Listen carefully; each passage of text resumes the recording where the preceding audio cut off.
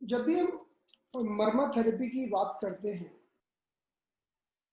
तो मर्मा थेरेपी हमारे आयुर्वेद का एक पार्ट है। मर्मा थेरेपी हमारे आयुर्वेद का ही पार्ट है, चाहे हम चरक संहिता पढ़ें या हम सुश्रुत संहिता पढ़ते हैं, अष्टांग हृदय पढ़ते हैं, आपको मर्मा थेरेपी वहां मिलेगा। मर्मा थेरेपी हमारा इतना पुराना साइंस है, यानी एक्यूपंक्चर से भी पुराना है मर्मा थेरेपी। कहते हैं कि एक्यूपंक्चर में तो हम लोग 350 पॉइंट पढ़कर भी मास्टर बन जाते हैं, लेकिन मर्मा थेरेपी में 8000 से ज्यादा पॉइंट दिए गए, मोर देन 8000 पॉइंट। तो हम समझ सकते हैं कि मर्मा थेरेपी कितना विशाल है, कितना वास्ट है। अब जब बात आती है 8000 पॉइंट, जब हम देखते हैं एक्यूपंक्चर में, जब हम 350 से लेकर 750 पॉइंट पढ़ते हैं, उसी में हालत पतली हो जाती है। और जब मर्मा थेरेपी के अगर हम 8000 पॉइंट पढ़ने जाएं तो आप समझ सकते हैं कि बहुत ज्यादा इफोर्टफुल हो जाएगा। तो आयुर्वेद की जितनी भी संहिताज हैं, जैसे कि सुश्रुत संहिता, चरक संहिता, इनमें उन सारे मर्माज पॉइंट्स को 107 पॉइंट्स के अंदर इंक्लूड कर दिया गया है। अगर हम नॉर्थ इंडिया में जाते हैं और चरक संहिता, सुश्रुत संहिता, अष्टांग हृदय, ये सब किताबें देखते हैं, तो हमें मर्मा पॉइंट्स का जो नंबर मिलता है वो है 107। और ऐसा कहा जाता है कि अगर आपने 107 पॉइंट को स्टिमुलेट कर दिया तो फिर कुछ बाकी रहता नहीं, सब कुछ उसके अंदर इंक्लूडेड है। हम जब साउथ इंडिया में जाते हैं तो वहां लोग सिद्धा ज्यादा पढ़ते हैं। सिद्धा की किताबों में 108 मर्मा पॉइंट्स का उल्लेख है, यानी नंबर काफी नजदीक है। हम इसको मर्मा थेरेपी बोल देते हैं, बर्मा थेरेपी बोल देते हैं, ऐसे कई सारे नाम इसके हैं। इसका रियल इसेंस यह है कि हमारे शरीर में कुछ ऐसे बिंदु पाए जाते हैं जिनको स्टिमुलेट करके हम दर्द को भी दूर कर सकते हैं, पैरालिसिस को भी दूर कर सकते हैं, अपनी मेमोरी इंटेलिजेंसीज को भी बढ़ा सकते हैं। जो बच्चे जन्म से जो मानसिक रूप से मंद होते हैं उनकी मेमोरी को इंप्रूव कर सकते हैं। और साथ ही साथ जो बच्चे उम्र बढ़ने के कारण, ज्यादा पढ़ाई के दबाव के कारण, जब अपनी सारे सब्जेक्ट से कोप अप नहीं कर पाते, उनकी भी मेमोरी को हम इंप्रूव कर सकते हैं। तो आज का सेशन हमारा इसी के ऊपर होने वाला है। आज का सेशन हमारा होगा कि हम कुछ मर्मा बिंदुओं के द्वारा किस तरह से अपनी मेमोरी को, अपनी इंटेलिजेंसी को इंप्रूव करें। तो इसके बारे में आज हम पूरा अध्ययन करेंगे। तो आज का हमारा जो टॉपिक है, इस टॉपिक में हम बहुत कुछ सीखने वाले हैं। और जब हम ये आज के टॉपिक को हम ढंग से अटेंड कर लेंगे तो हम अपने घर परिवार में ही, अगर कोई बच्चा, इवन कोई बड़ा भी है, हम एकाग्रता की जरूरत तो हम सबको ही है।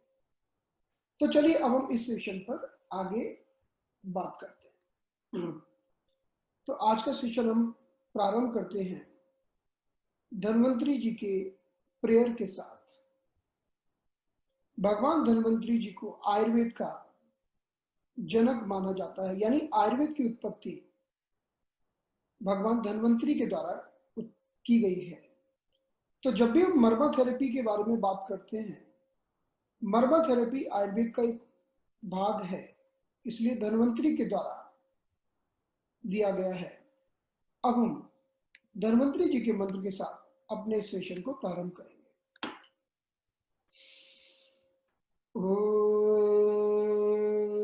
नमामि धन्वन्तरिम् आदिदेवम् सुरासुरवन्दितपादपद्मम्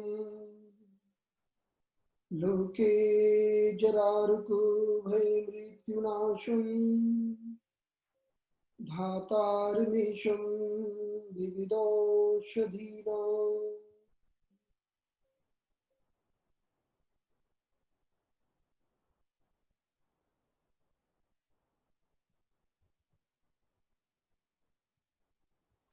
हमें मर्मा थेरेपी की क्यों जरूरत है?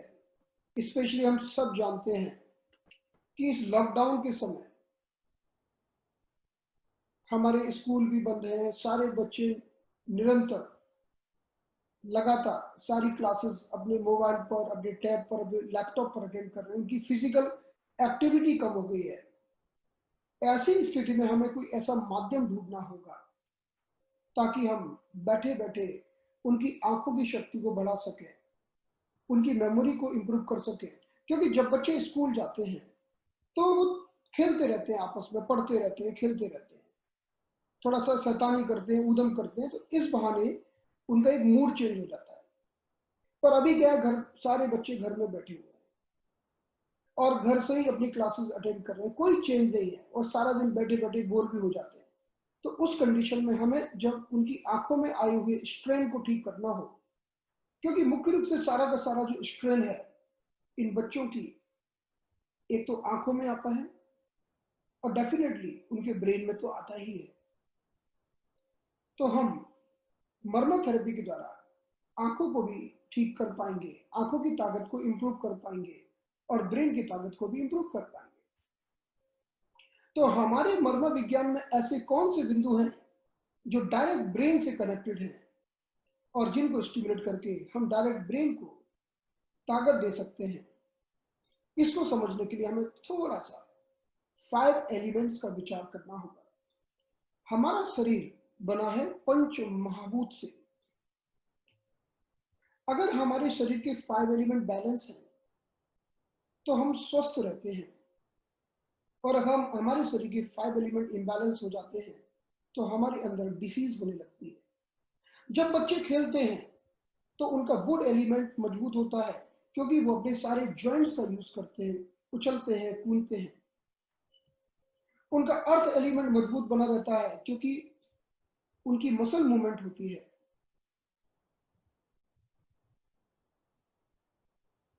उनका ब्रेन अच्छा बना रहता है क्योंकि ब्रेन हमारा फायर एलिमेंट्स में आता है।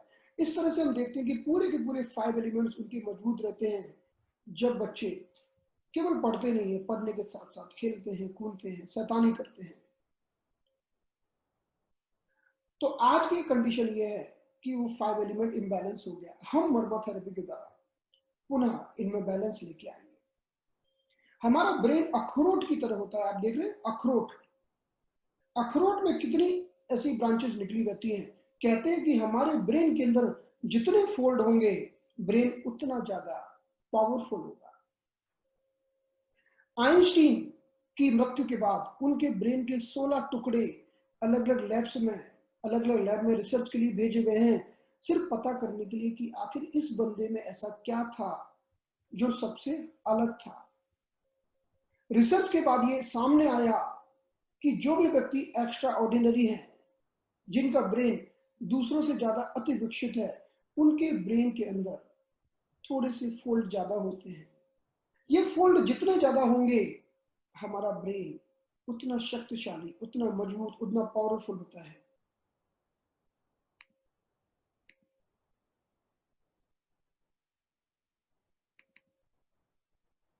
तो मर्म थेरेपी के द्वारा हमें फोल्ड बढ़ाने की जरूरत नहीं है।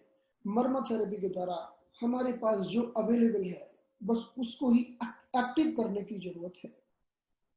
ऐसा माना गया है कि हम लोग अपने ब्रेन का सिर्फ कुछ प्रतिशत भाग प्रयोग में लेके आते हैं। हमारा माइंड हमेशा ऐसे फैला हुआ रहता है जिसे हम बोलते हैं स्कैटर्ड माइंड, फैला हुआ माइंड। जब हम किसी एक चीज पर फोकस करते हैं तो इसको हम बोलते हैं एकाग्र मन। एकाग्र मन, जैसे उदाहरण के लिए आपके मन में एक साथ 10, 20, 50 थॉट्स चल रहे हैं, इसको हम बोलते हैं स्कैटर्ड माइंड। फर्स्ट कंडीशन, हम सबकी स्थिति लगभग इस तरह है, जैसे अभी मैं आपसे बात कर रहा हूं लेकिन साथ ही साथ आपके दिमाग में दूसरी 10 बातें चल रही हैं, इसे हम बोलते हैं विचलित मन। विचलित मन या ऐसा मन जो बिल्कुल भी एकाग्र नहीं है। तो ये जो पहली कंडीशन होती है इसको हम कहते हैं विचलित मन। विचलित। फिर जब हम उसको एकाग्र करते हैं, सपोज सामने से एक टू व्हीलर जा रहा है और आप उसको देखने लगे। क्यों देखने लगे? क्योंकि आपके मन में है कि मुझे ऐसा ही टू व्हीलर खरीदना है। एकदम से आपका चित्त वहां पर एकाग्र हो गया, क्योंकि जो सब्जेक्ट आपके काम का है वहां पर चित्त आपका एकाग्र हो जाता है। या जो भी चीज आपको आपको लेनी है वो चीज सामने से दिखे तो आपका मन एकाग्र हो जाएगा। इसको हम बोलते हैं एकाग्रता। तो विचलित मन को माना गया है ऐसा जो फैला हुआ है, और एकाग्र मन को माना जाता है ऐसा जो थोड़ा सा नजदीक नजदीक आ गया है। लेकिन जब यही एकाग्र मन हाईली फोकस्ड हो जाता है तो उसको हम बोलते हैं धारणा शक्ति। जैसे स्वामी विवेकानंद, स्वामी विवेकानंद का जो दिमाग था वो एकाग्रता से एक स्टेप ऊपर था। जब एकाग्रता बहुत सघन हो जाती है, बहुत गाढ़ी हो जाती है, तो उसको हम बोलते हैं धारणा शक्ति। हमारे पास मर्मा बिंदु हैं, जिन मर्मा बिंदु के द्वारा और कुछ नॉर्मल प्रैक्टिसेस करके हम अपनी मेमोरी को इंप्रूव कर सकते हैं। आजकल बहुत जरूरत है। आजकल हम देख रहे हैं बच्चे इतने हाइपर एक्टिव हो जाते हैं। भगवान ने उनको एक नेचुरल इंटेलिजेंस दी हुई है, लेकिन वो एक हाइपर एक्टिव हो जाते हैं। एक्टिव होना जरूरी है, लेकिन हाइपर एक्टिव होना ठीक नहीं। और जब कोई व्यक्ति पढ़ता है उस समय उसकी एकाग्रता और धारणा जितनी अच्छी होगी वो उतना ठीक से उन चीजों को समझ सकेगा। तो आज हम सीखने वाले हैं मर्मा थेरेपी।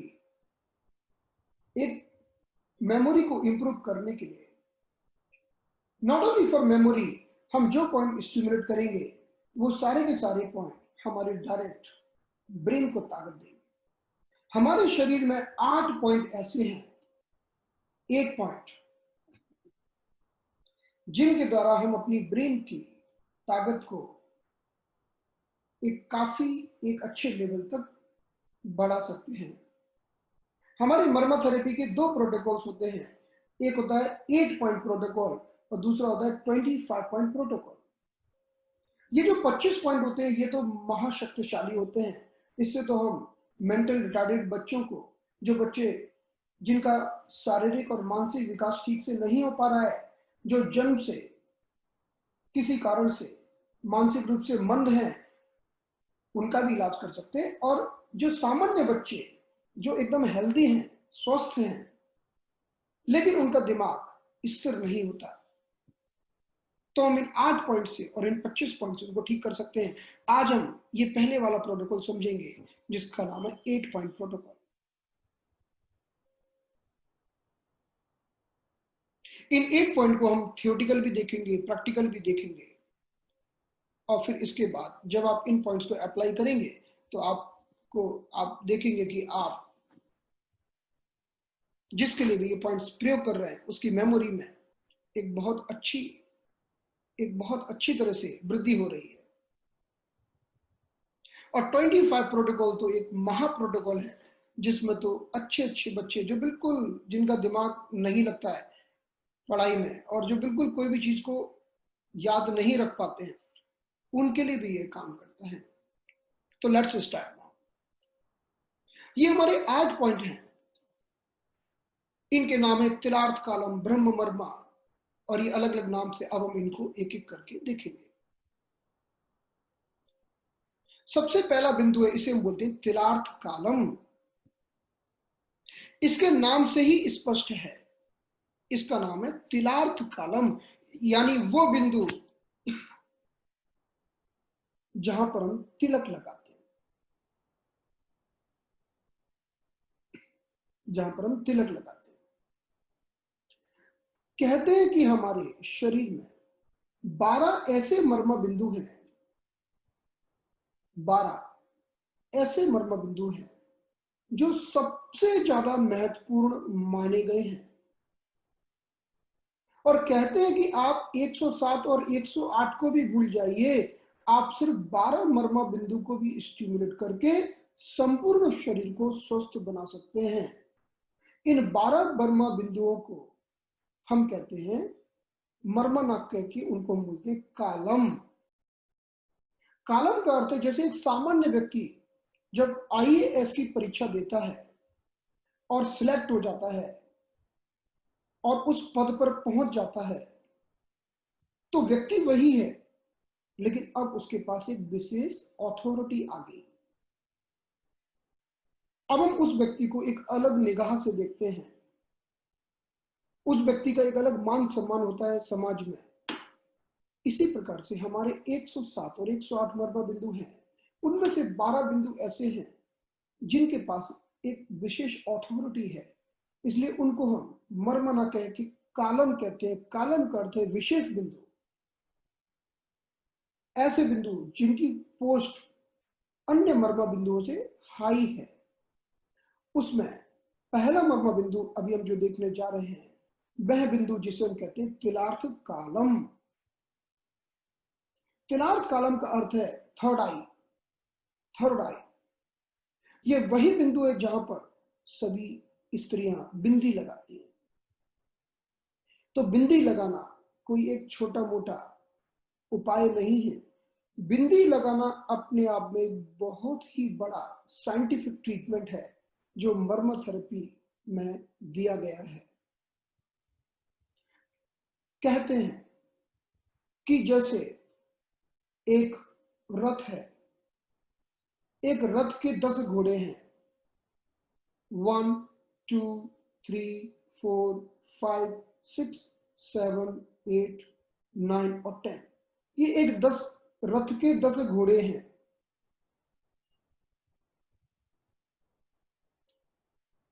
और 10 घोड़ों से एक रस्सी बंधी हुई है, ये है 10 घोड़े।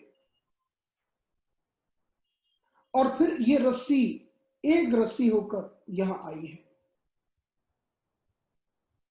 और ये रस्सी की जो डोर होती है वो कहां पहुंचती है?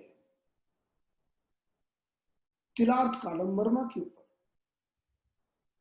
यानी तिलार्थ कालम मर्मा है वो मर्मा बिंदु है जो हमारे शरीर के 10 घोड़ों को कंट्रोल करता है। 10 घोड़ों का क्या मतलब है? 10 घोड़ों का मतलब है कि हमारे शरीर की 10 वायु। वायु का अर्थ क्या है? वायु का अर्थ है गति, मूवमेंट। बिना वायु के ना तो आप श्वास ले सकते हैं,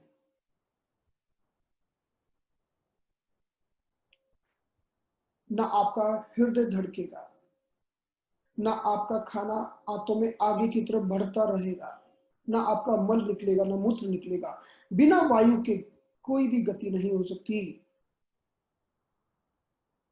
इसलिए आयुर्वेद में एक लाइन कही गई है कि कफ और पित्त दोनों पंगु है, यानी लंगड़े हैं।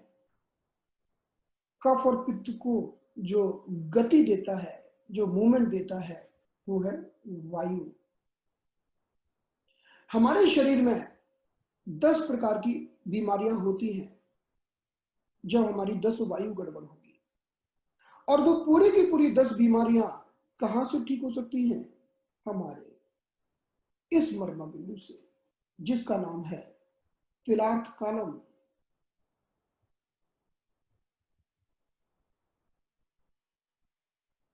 वो कौन सी 10 बीमारियां हैं जिनको ये तिलार्थ कालम ठीक करेगा? तो पहले हमारी जो 10 वायु है उसमें से 5 वायु प्रमुख हैं। पहली वायु का नाम है प्राण वायु। प्राण वायु यानी प्राण, कहते हैं कि जब तक हम प्राण है तब तक जिंदा है।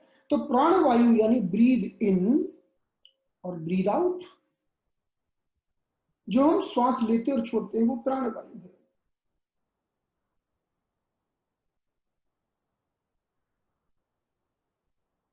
हमारा खाना पचाने वाली वायु है समान वायु। अगर समान वायु डिस्टर्ब होगी तो डाइजेशन की प्रॉब्लम होगी, अपान वायु डिस्टर्ब होगी तो कॉन्स्टिपेशन की प्रॉब्लम होगी, और उदान वायु डिस्टर्ब हो गई तो हमारे शरीर में जो भी एंटी ग्रेविटेशनल गतियां हैं, जैसे हर बहुत सारी चीजें ऊपर की ओर भी दौड़ती हैं, जैसे हम खड़े हैं तो भी ब्लड ऊपर आ रहा है, यानी एंटी ग्रेविटेशनल जो मूवमेंट्स हैं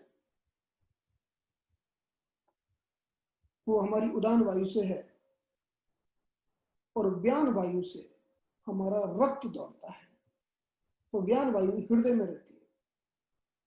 तो मैं इस थ्योरेटिकल सब्जेक्ट पे बहुत ज्यादा नहीं जाना चाहता, मैं बस ये कहना चाहता हूं कि जब हम प्राण वायु का कोई रोग हो, यानी किसी को श्वास लेने में छोड़ने में तकलीफ हो, क्या ट्रीटमेंट देना है? आपको तिलार्थ कालम को स्टिमुलेट करना है। कोई बोले कि मेरा पाचन ठीक नहीं होता, क्या करना है? आपको तिलार्थ कालम को स्टिमुलेट करना है। कोई कहेगा कि मुझे कॉन्स्टिपेशन रहता है, मैं क्या करूं, पेट साफ नहीं होता, आपको तिलार्थ कालम को स्टिमुलेट करना है। कोई कहेगा कि वेरिकोज वेन्स हो गई है, ब्लड ऊपर दौड़ता नहीं है ठीक से, तिलार्थ कालम को स्टिमुलेट करना है। और हृदय रक्त को ठीक से फेंकता नहीं है, तो आपको तिलार्थ कालम को स्टिमुलेट। यह तो 5 वायु के 5 मुख्य कार्य हैं। ऐसी 5 उपवायु होती हैं, उन उपवायुओं के भी 5 अलग अलग कार्य हैं। नागपुर देवदत्त धनंजय गिरिकर। इस प्रकार से हम सिर्फ इतना समझ सकते हैं, चाहे पलकें खोलना और बंद करना हो, चाहे श्वास लेना छोड़ना हो, चाहे शरीर की कोई भी गति करना हो, आप बिना वायु के नहीं कर सकते। और इन सबका जो नियंत्रक है वो है हमारा तिलार्थ कालम। किसी भी व्यक्ति की मेमोरी इंटेलिजेंसी के लिए 2 वायु जिम्मेदार हैं। जब भी कोई व्यक्ति मानसिक रूप से मंद होता है तो उसकी भी विकृति के लिए 2 वायु जिम्मेदार हैं। पहली वायु है प्राण वायु और दूसरी वायु है उदान वायु।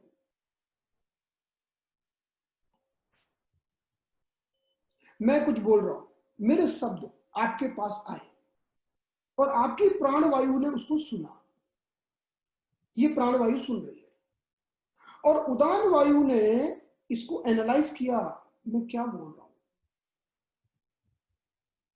इन दोनों के कॉम्बिनेशन से ही हमारी इंटेलिजेंसी बनी रहती है। अगर दोनों में से एक भी वायु गड़बड़ हो तो बच्चे की एकाग्रता धारणा शक्ति को बनाना पॉसिबल नहीं होगा। अब हम कैसे स्टिमुलेट करें? तिलार्थ कालम को स्टिमुलेट करने के 2-3 तरीके होते हैं। पहला तरीका,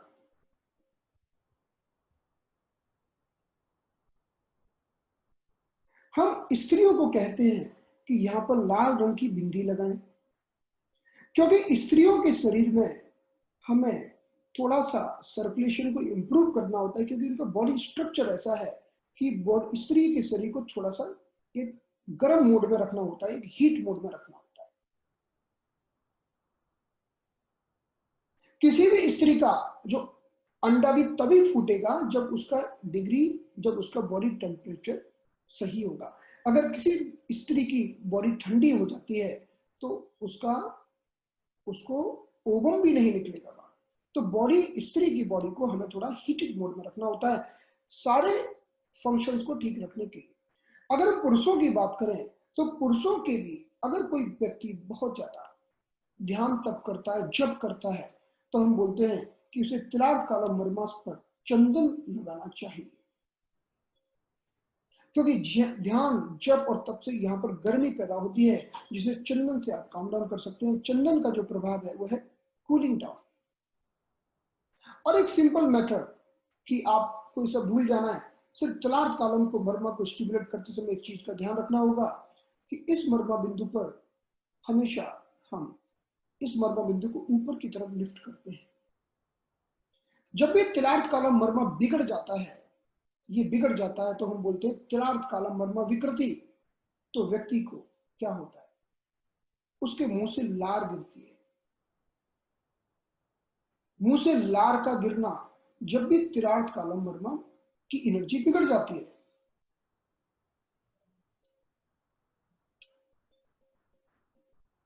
मुंह से लार निकलती है। दूसरा, अगर एक सामान्य व्यक्ति की एनर्जी, क्योंकि इसकी जो सामान्य और अच्छी एनर्जी मानी जाती है अपवर्ड, तिलार्थ कालम मर्मा में जो ऊर्जा की गति है अपवर्ड होना चाहिए। लेकिन अगर किसी कारणवश इसकी एनर्जी नीचे की तरफ जाने लगे, वो कब जाती है? एक व्यक्ति जब एंगर में होता है, जब क्रोध करता है, तो उसके तिलार्थ कालम की एनर्जी नीचे की तरफ जाती है। और नीचे की तरफ जाना क्रोध है और ऊपर की तरफ जाना एकाग्रता है।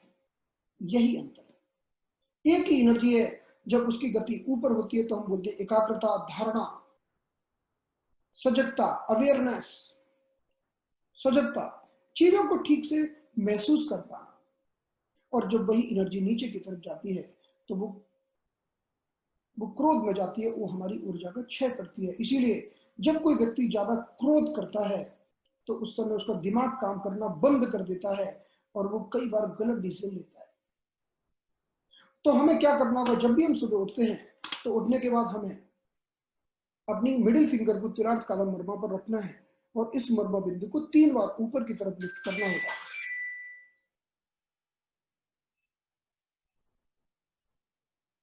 इस मर्मा बिंदु को हमें 3 बार ऊपर की तरफ लिफ्ट करना होगा। 1 2 3, इनफ। अभी आप करके देखिए, आपको बहुत ही अच्छा महसूस होगा। तुरंत ही आपको ऐसा लगेगा यार कुछ तो हुआ, कुछ तो हुआ। आप अपनी मिडिल फिंगर को रखिए तिलार्थ कालम मर्मा के ऊपर और इसको ऊपर की तरफ लिफ्ट करिए 3 बार। 1 2 3। जब हम ऊपर लिफ्ट करते हैं तो हम उंगली को रगड़ते नहीं है। उंगली को रगड़ना नहीं है, उंगली को, स्किन को हिलाना, स्किन को मूव करना। जैसे देखिए, मैं उदाहरण के लिए दे रहा हूं कि अगर मैं यहां पर उंगली को रखूं तो ये तो हुआ रगड़ना और ये हुआ मूव करना। तो रगड़ना नहीं है, मुझे रब नहीं करना है, मुझे स्किन को मूव करना है। तो इसको हम बोलते हैं स्टिमुलेशन ऑफ तिलार्थ कालम मर्मा। जब आप तिलार्थ कालम मर्मा का स्टिमुलेशन करते हैं तो हमारी 10 वायु नियंत्रण में आती है। इसको स्टिमुलेट करने का एक दूसरा तरीका है जिसे हम बोलते हैं नेचुरल मॉक्सिवेशन। नेचुरल मॉक्सिवेशन का क्या अर्थ है? मॉक्सिवेशन का मतलब होता है गर्मी, हीट। और नेचुरल मॉक्सिवेशन का अर्थ होता है आप अपनी उंगली को रगड़िए और यहां पर रखिए, आपको गर्मी महसूस होगी। फिर से करिए, ऐसे 3 बार करिए।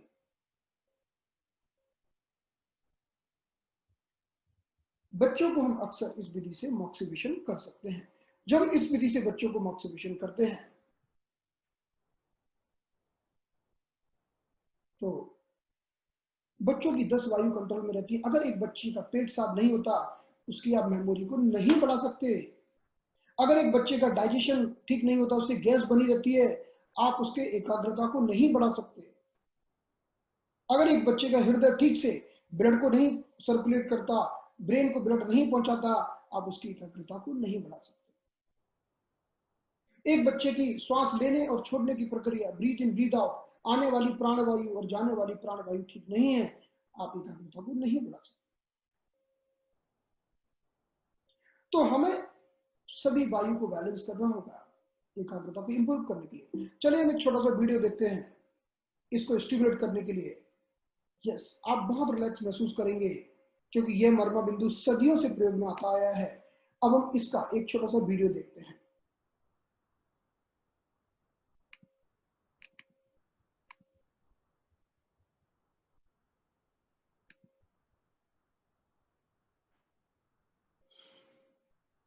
तो देखिए, ये तिलार्थ कालम मर्मा की लोकेशन है जो दोनों आईब्रोज के बीच में है। ये दोनों आईब्रोज के ठीक मध्य में स्थित है। हम इस पर अपनी मिडिल फिंगर को रखकर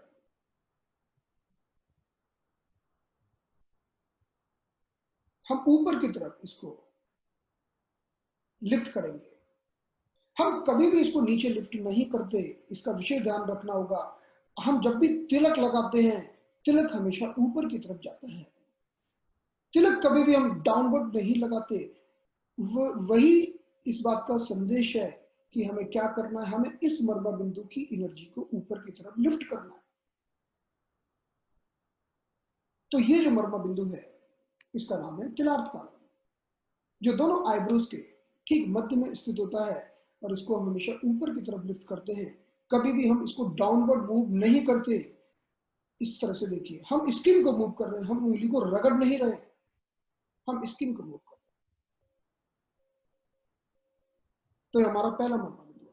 आप बस इतना करके किसी भी व्यक्ति को एकदम से उत्साह दे सकते हैं, एनर्जी दे सकते हैं। अब चलिए हम इसको कंपेयर करते हैं। क्या यह मर्मा बिंदु का उल्लेख और भी कहीं है? क्या एक्यूपंक्चर में है इस मर्मा बिंदु का उल्लेख? तो इसका उत्तर है यस।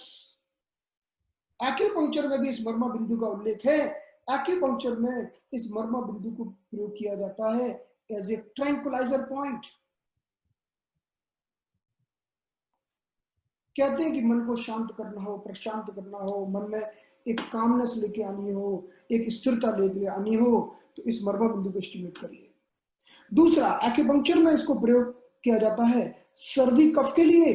तो सर्दी कफ के लिए क्यों करते हैं भाई? सर्दी कफ से इसका क्या लेना देना है? क्योंकि यह हमारी प्राणवायु का नियंत्रण है। प्राणवायु का अर्थ है श्वास को लेना और छोड़ना, और सर्दी कफ का ये मिरेकुलस पॉइंट है, मिरेकुलस, बहुत शानदार पॉइंट है सर्दी कफ का। और मन में स्थिरता लाने के लिए तो किया ही जाता है। और एक्यूपंक्चर में इस पॉइंट को कहते हैं यिन टांग। ये एक्यूपंक्चर का नाम है, लेकिन हम मर्मा में बहुत ही सुंदर नाम है तिलार्थ कालम। और इसको और भी एक नाम दिया गया है, कहते हैं स्थपनी मर्मा। स्थपनी मर्मा ये इसका संस्कृत नेम है, और तिलार्थ कालम ये इसका तमिल नेम है। और एक्यूपंक्चर में इसको कहते हैं यिन टांग। तो ये हमारा पहला मर्मा बिंदु कंप्लीट हुआ। अब हम दूसरे मर्मा बिंदु की तरफ प्रोसीड करते हैं।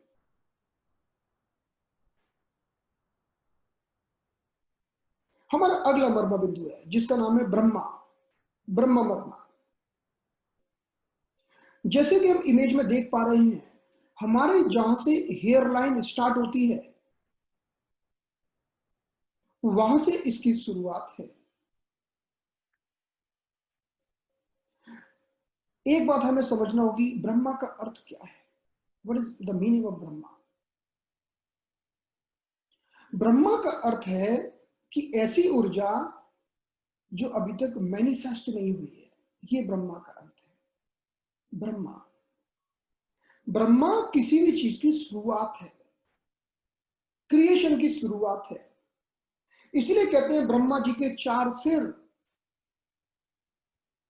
ब्रह्मा जी के चार सिर का मतलब ही है कि चार दिशाएं, ये ब्रह्मा जी हैं बीच में, और ये चार दिशाएं हैं।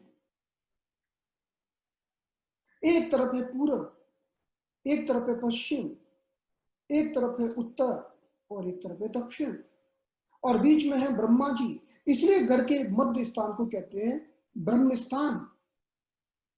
और कहते हैं कि घर के मध्य स्थान को कभी भी भारी भरकम बोझ से नहीं भर देना चाहिए। इसलिए कहते हैं कि घर के ब्रह्म स्थान को खाली रखना चाहिए, क्योंकि यहां पर जो ऊर्जा है इसको बोलते हैं वो ऊर्जा जो अभी तक मैनिफेस्ट नहीं हुई है, अनमैनिफेस्टेड एनर्जी।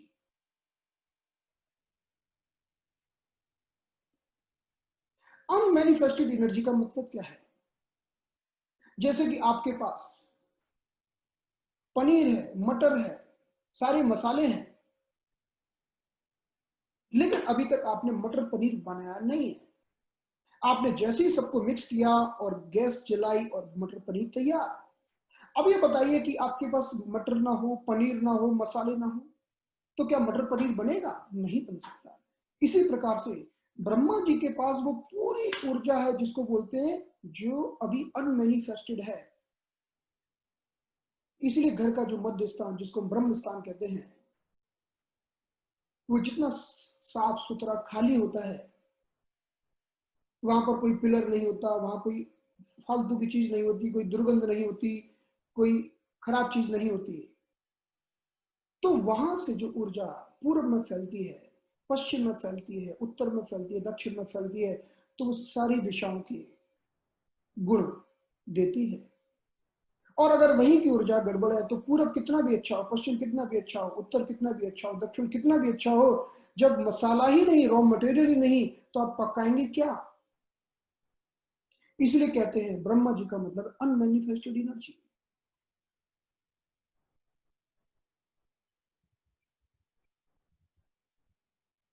तो जब हमारे पास बच्चे आते हैं कि बिल्कुल जन्म से ही उनकी हालत खराब है, जन्म से ही, यानी उनके ब्रेन के न्यूरॉन्स मैनी बिल्कुल अनमैनिफेस्टेड कंडीशन में है। आप किसी को ठीक तो करना चाहते हैं, लेकिन उसके पास रॉ मटेरियल ही नहीं, तो क्या करेंगे? तो हम ब्रह्मा मर्मा को स्टिमुलेट करते हैं। पहले ब्रह्म स्थान को ठीक करते हैं, और ये हमारे शरीर का ब्रह्मा मर्मा है, जो हेयर लाइन से स्टार्ट होता है और 3 अंगुल पीछे तक जाता है। हेयर लाइन से स्टार्ट होकर ये 3 अंगुल पीछे तक जाता है। ये 3 अंगुल पीछे क्या है? ये 3 अंगुल पीछे वो स्थान है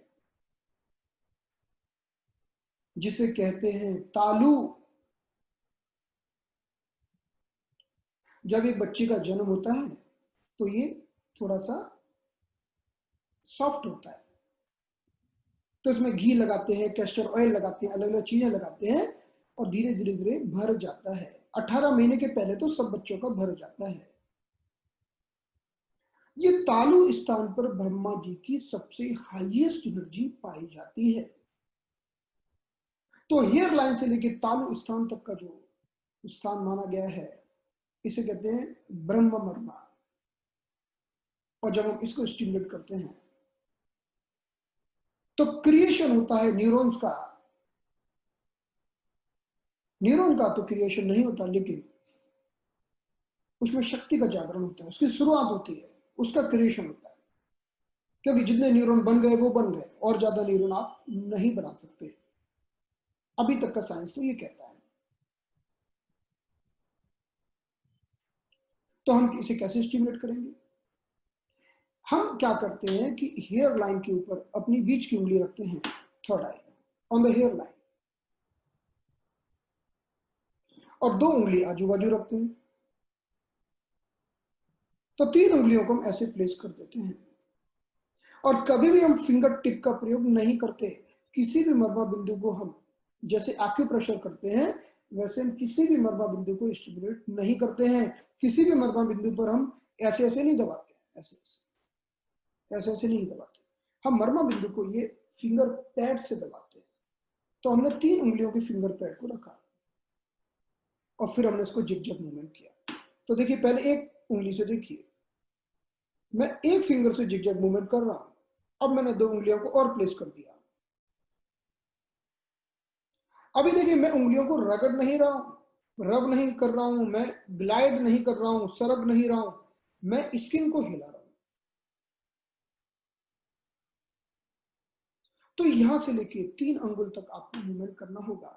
तो पहले आपने हेयर लाइन पर किया, फिर थोड़ा सा पीछे किया, और फिर थोड़ा और पीछे किया, ऐसे आपने 3 जगह कर दिया। तो आपने हेयर लाइन से लेके तालु स्थान तक कर दिया मूवमेंट।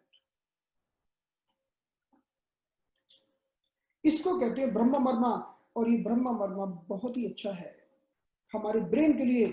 और आयुर्वेद में तो ऐसा कहा गया है कि इससे कॉन्स्टिपेशन भी ठीक होता है, क्योंकि यह हमारी अपान वायु को भी ठीक करता है। इसीलिए कहते हैं कि जो महिला गर्भवती हो, प्रेग्नेंट हो, उसको स्टिमुलेट ना करो, बाकी सबके लिए बहुत अच्छा है। और जिनको कॉन्स्टिपेशन है उनके लिए तो बहुत ही अच्छा है। जिनको यूरिन की कोई भी प्रॉब्लम है उनके लिए बहुत अच्छा है। जिनको मल मार्ग की, मूत्र मार्ग की, लोअर पार्ट की भी कोई प्रॉब्लम, उनके लिए भी बहुत अच्छा है। तो हम इस मर्म बिंदु के द्वारा ब्रह्मा जी के 4 सिर, मतलब 4 गुना ब्रेन, तो ये हमारा ब्रह्म मर्मा हमारे ब्रेन को उसी तरह से मल्टीप्लाई करता है। और इस मर्म बिंदु के द्वारा हम अपने ब्रेन की ताकत को इंप्रूव कर सकते हैं। तो हमारा ये दूसरा मर्मा बिंदु हुआ। इसको एक बार फिर से समझिए कैसे स्टिमुलेट करना होगा। आपको मिडिल फिंगर को बीच में रखना है और 2 उंगलियों को आजू बाजू रखना है और इसको जिग-जैग मूवमेंट करना है।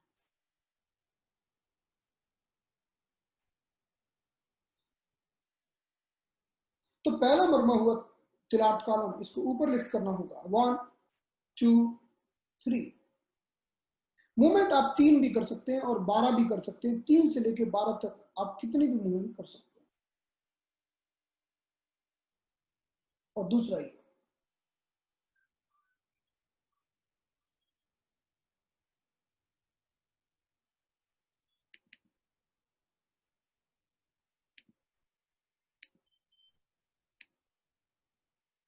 तो ये हमारा दूसरा मर्मा बिंदु संपन्न हुआ, जिसका नाम है ब्रह्म मर्मा।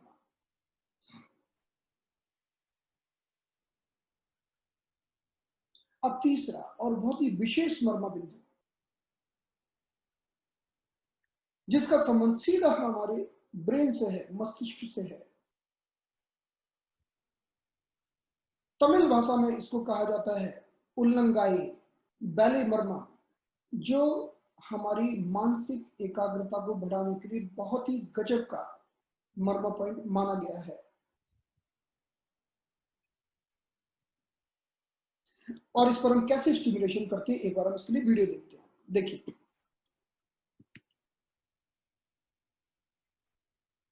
यस, तालु बंगाली में भी बोलते हैं, हिंदी में भी बोलते हैं।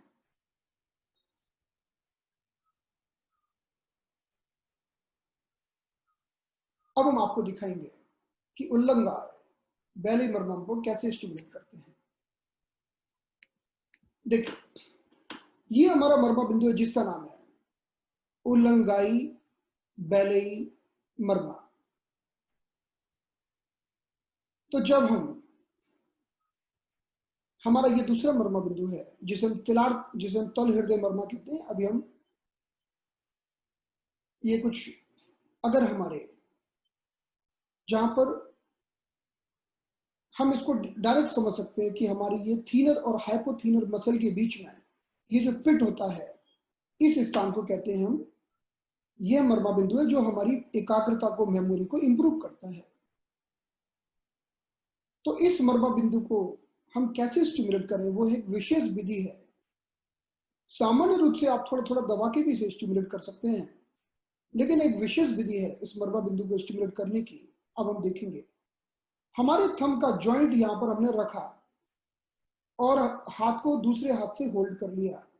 अब हम पूरा अपने हाथ को घुमाते हुए नीचे तक गए और वापस गोल घूमकर हम उसी स्थान पर आ गए। ऐसे पूरा चक्र बनाना, इसको इसीलिए हम इसको बोलते हैं चक्रम, चक्रम ट्रीटमेंट। यानी हमें एक राउंड राउंड चक्र बनाना है और 3 चक्र होने के बाद ऊपर की तरफ लिफ्ट करना है। तो देखिए, मैं अब 3 एंटी क्लॉकवाइज मूवमेंट कर रहा हूं और 3 मूवमेंट होने के पश्चात अब मैं अपना स्थान वहां रखकर अब इसे ऊपर लिफ्ट करूंगा। तो ये हम कहते हैं, ये इसकी विशेष मूवमेंट है। एक बार फिर से देखेंगे हम, थीनर और हाइपोथीनर मसल के मध्य में पाया जाने वाला यह मर्मा बिंदु जिसका नाम है उल्लंगाई बैले मर्मम। इस मर्मा बिंदु पर हम अपने अंगूठे का जॉइंट रखकर और यहां पर पूरा चक्र बनाएंगे। 3 चक्र बनेंगे क्लॉकवाइज और 3 चक्र बनेंगे एंटी क्लॉकवाइज। सामान्य रूप से इसको दबाकर भी स्टिमुलेट किया जा सकता है, लेकिन जब हम चक्रम बनाते हैं तो एक विशेष विधि होती है। हमने अंगूठे को यहां पर रखा और हल्का सा दबाया और चक्कर बनाते हुए हम नीचे गए और पूरी हॉरिजॉन्टल मूवमेंट करके ऊपर आए और वापस इस मर्मा बिंदु पर आए। इस तरह से हमें 3 बार ये चक्र बनाना होगा और फिर इस मर्मा बिंदु को एक बार दबाकर ऊपर लिफ्ट करना होगा। फिर वापस हम घूमकर इस मर्मा बिंदु पर 3 राउंड लगाएंगे और तीसरे राउंड में हम इस पर दबाव देकर इसे ऊपर की तरफ लिफ्ट करेंगे। तो इस प्रकार से इस मर्मा बिंदु का स्टिमुलेशन होता है। मर्मा बिंदु में एक बात हमें विशेष ध्यान रखनी होगी कि मर्मा बिंदु कोई एक्यूप्रेशर टेक्निक नहीं है, मर्मा थेरेपी कोई एक्यूप्रेशर नहीं है। एक्यूप्रेशर में हम किसी भी बिंदु को दबाते और छोड़ते हैं, लेकिन मर्मा बिंदु में हर पॉइंट की एक अलग टेक्निक होती है। किसी को ऊपर की तरफ लिफ्ट करना है, किसी को नीचे की तरफ लिफ्ट करना है, किसी पॉइंट पर चक्र बनाना है। तो ये अलग अलग विधियों से ही मर्मा थेरेपी का सही रिजल्ट उत्पन्न होता है। क्योंकि हमें तो दिख रहा है बस हम उंगलियों को घुमा रहे हैं, लेकिन अंदर जो एनर्जी का पैटर्न है वो एक बहुत ही अलग तरीके से हो रहा है। तो इसको हम बोलते हैं उल्लंघाई बेलई चक्रम। मेरे ख्याल से आपको समझ में आया होगा। अगर आपको इसको समझने में कोई प्रॉब्लम है तो मुझे एक बार बताइएगा चैट बॉक्स में। क्लॉकवाइज भी घुमाएंगे, एंटी क्लॉकवाइज भी घुमाएंगे और हर बार ऊपर की तरफ लिफ्ट करेंगे। हमारी थीनर और हाइपोथीनर मसल के बीच में यह मर्मा बिंदु स्थित है, जिसका नाम है उल्लंघाई बेलई मर्मा। यह मर्मा पॉइंट हमारी मेमोरी से डायरेक्टली कनेक्टेड है। इस मर्मा बिंदु को सामान्य रूप से दबाकर हम किसी भी व्यक्ति को ठीक कर सकते हैं, उसकी मेमोरी को इंप्रूव कर सकते हैं। लेकिन जब हम इस मर्मा बिंदु पर विशेष विधि से ट्रीटमेंट देते हैं तो इसका एक अलग ही प्रभाव होता है। हम इस मर्मा बिंदु को अपने अंगूठी के जॉइंट से दबाकर फिर अब इस दबाव को मेंटेन रखते हुए हम 3 बार एक दिशा में घुमाते हैं और 3 बार अपोजिट दिशा में, यानी 3 बार क्लॉकवाइज और 3 बार एंटी क्लॉकवाइज। कोई भी मूवमेंट हम पहले कर सकते हैं और 3 बार होने के बाद हम इस मर्मा बिंदु को प्रेस करके ऊपर की तरफ लिफ्ट करते हैं। पुनः देखिए हम इसको एंटी क्लॉक भी घुमाते हैं। इस तरह से हम इस पर एंटी क्लॉकवाइज मूवमेंट करके फिर इस मर्मा बिंदु को दबाकर हम ऊपर की तरफ लिफ्ट करते हैं। तो यह इसकी एक विशेष विधि होती है जिसे हम कहते हैं चक्रम। चक्र मतलब चक्र बनाना। तो इस विधि के द्वारा हम किसी भी व्यक्ति की एकाग्रता को बढ़ा सकते हैं। आप जब कभी बैठे हो तो आप खुद करके देखिएगा, अपने हाथों में ऐसे मूवमेंट कर सकते हैं। आप खुद करके देखेंगे और आप देखेंगे कि कुछ तो हो रहा है, अंदर कुछ हो रहा है। क्योंकि यह हमारा शरीर 8000 से ज्यादा मर्म बिंदुओं का खजाना है। अगर उसमें से सिर्फ कुछ मर्म बिंदु हमें पता चल जाए तो भी हम मिरेकल कर सकते हैं। और उनमें से हम 8 बिंदु सीखने वाले हैं। हमारा लक्ष्य है 8 बिंदु का। देखते हैं कितने को हो पाते हैं।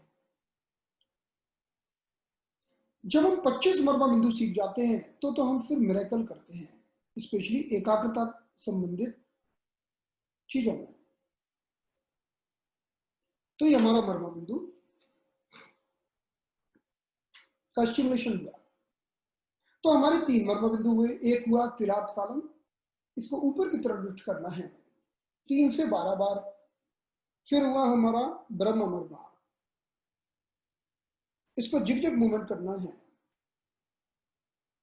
3 से 12 बार। हमारे सिर में ब्रह्मा विष्णु महेश 3 मर्मा होते हैं, ब्रह्मा विष्णु महेश। लेकिन अभी हम सिर्फ ब्रह्मा मर्मा की बात कर रहे हैं।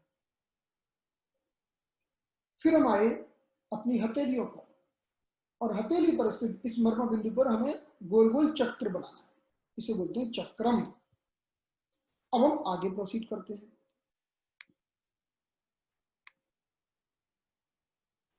देखिए, हथेली में आप थोड़ा ज्यादा भी प्रेशर दो ना तो व्यक्ति को अच्छा लगता है। मर्मा बिंदु में एक विशेष बात ध्यान रखनी होती है कि जो लोग एक्यूप्रेशर के प्रैक्टिशनर होते हैं उनको मर्मा करने में बड़ी तकलीफ आती है। उसका कारण यह है कि वो मर्मा थेरेपी में भी वही दबाव देते हैं जो दबाव एक्यूप्रेशर में दिया जाता है, और जो बिल्कुल गलत है। मर्मा एक बहुत ही जेंटल और फेदर टच है। मर्मा क्या है? मर्मा ब्लेसिंग है। जैसे आप किसी को आशीर्वाद देते हैं तो आप हाथ रख देते हैं, ये मर्मा है। हम किसी को आशीर्वाद ऐसे नहीं देते कि दबा दबा के, ऐसे जरूरत ही नहीं होती है मर्मा की। तो जब भी हम मर्मा थेरेपी की बात करते हैं तो मर्मा therapy is a very gentle touch. Marma therapy एक ब्लेसिंग की तरह है, आशीर्वाद देने की तरह है। तो हमें एक जेंटल टच करना, और ये हमारा अनुभव है, ये मेरा अनुभव है और मेरे साथियों का अनुभव है जिन्होंने मुझसे मर्मा थेरेपी सीखा है, कि जब कभी उन्होंने बहुत ही जेंटल टच से दिया तो सामने वाले की बॉडी में बहुत अच्छे परिवर्तन हुए। लेकिन कभी कभी उन्होंने बहुत तेज तेज दबा दिया तो लोगों को मजा नहीं आया और कुछ ना कुछ किसी को तकलीफ भी हुई, जो बाद में ठीक भी हो गई। तो मैं कहना चाहता हूं कि कभी भी आप मर्मा बिंदु, जब मर्मा थेरेपी देते हैं, तो कभी भी किसी बिंदु पर एक्यूप्रेशर की तरह तेज दबाव मत दीजिए, क्योंकि जब कोई व्यक्ति एक्यूप्रेशर करता है तो वो चेहरा देखता है किसका, जिसको दे रहा है उसका चेहरा ऐसा होगा, मतलब सही दे रहा है, यानी दर्द होना चाहिए, ये एक्यूप्रेशर का सिद्धांत है और वो सही है। लेकिन हर साइंस का एक अपना अलग इंपॉर्टेंस होता है।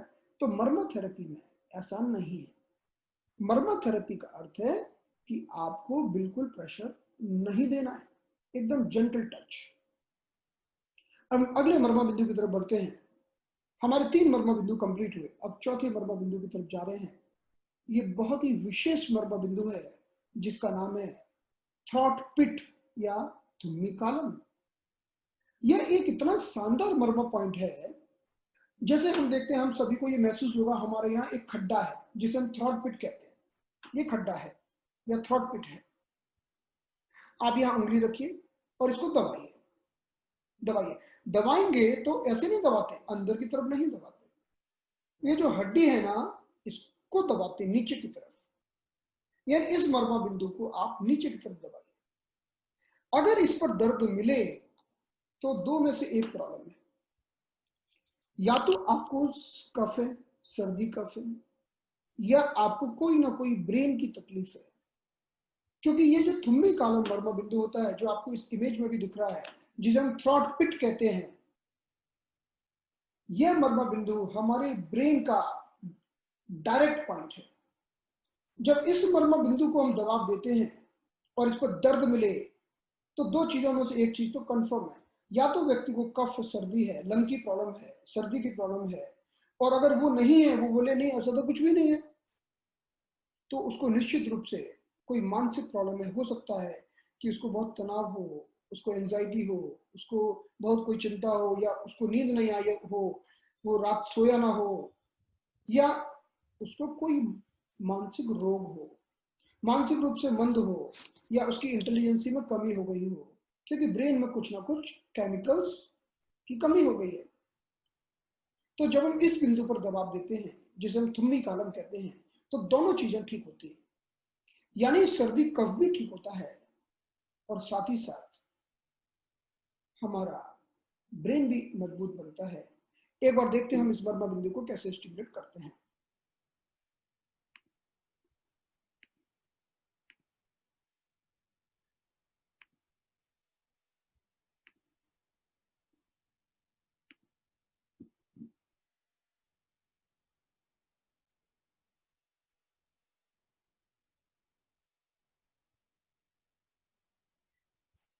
इस मर्मा बिंदु को आप यहीं पर देख लीजिए। इस मर्मा बिंदु को स्टिमुलेट करने का एक सिंपल सा तरीका है कि हम अपनी उंगली को, मिडिल फिंगर को इस खड्डे में रखते हैं और इसको नीचे की तरफ दबाते हैं, नीचे, लाइक दैट। हम इसको अंदर नहीं दबाते, अंदर नहीं दबाते, ऐसे नहीं दबाते, हम इसको नीचे दबाते हैं।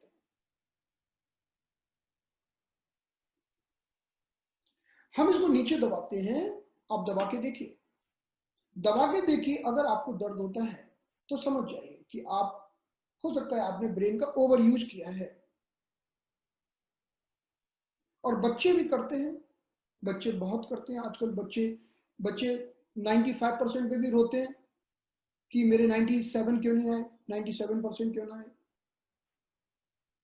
तो उस कंडीशन में वो हम, बच्चे कितना भी पढ़े या ना पढ़े, उनका स्वस्थ रहना भी बहुत जरूरी है, उनका मानसिक रूप से शक्तिशाली रहना भी बहुत जरूरी है। हम थुम्मी कॉलम से ब्रेन को बहुत अच्छा एनर्जी सप्लाई कर सकते हैं। जापानी एक्यूपंक्चर में तो इस मर्मा बिंदु को ब्रेन का डायग्नोस्टिक पॉइंट माना जापानी एक्यूपंक्चर में। लेकिन सबसे बड़ी गजब की बात तो है, हर चीज मरमा में दी गई है।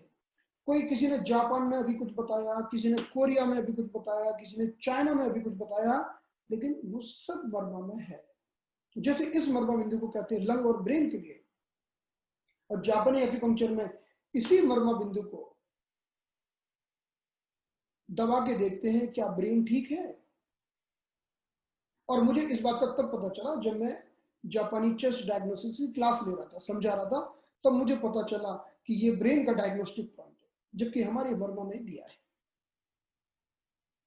हमारा ये हुआ, तो पहला पॉइंट हुआ हमारा तिलार्थ कालम। दूसरा बिंदु हुआ ब्रह्म मर्मा। तीसरा मर्मा हुआ हमारा ये उल्लंघाई, तो इसमें चक्रम बनाना, जैसे कि आपने देखा हमने बनाया था, पूरा चक्र बनाया था, इसको नीचे लिफ्ट किया फिर उल्टा बनाया था। और चौथा है हमारा थुम्बी कालम, इसको नीचे दबाना। चार बिंदु, चार मर्मा पॉइंट समाप्त हुए, चार बाकी हैं। 8 के बाद तो आप मिरेकल करने वाले हैं, तो हम आगे बढ़ते जाते हैं और देखते जाते हैं।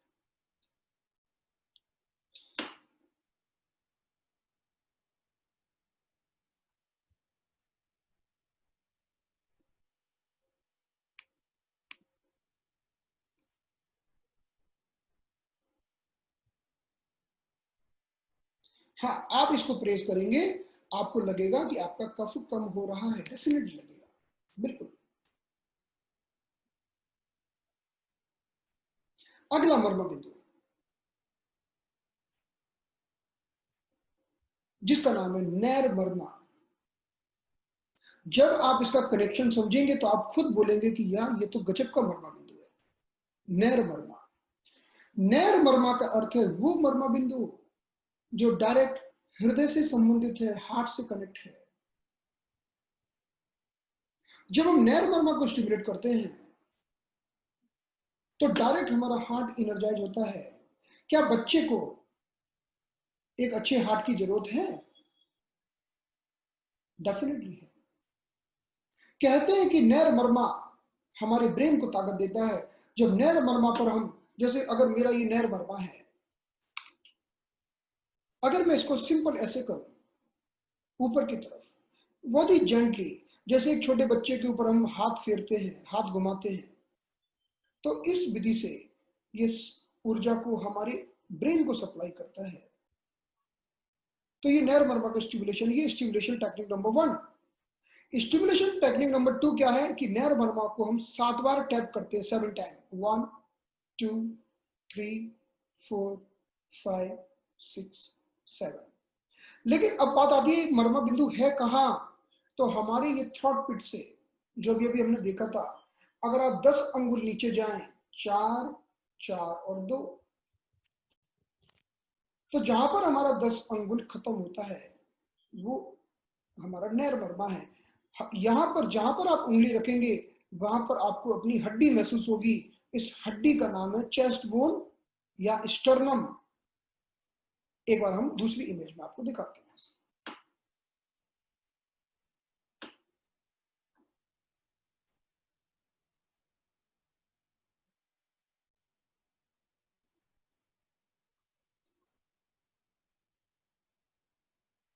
जैसे कि आप इस इमेज को देख सकते हैं,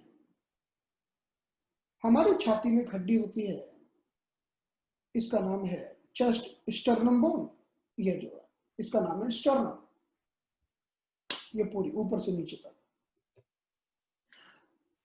अब मैं जो आपको बताना चाहता हूं कि पहला तो ये हमारा थ्रॉट पिट, ये जो हमारा है थ्रॉट पिट, जो अभी हमने बताई थी बात, थुम्बी कालम।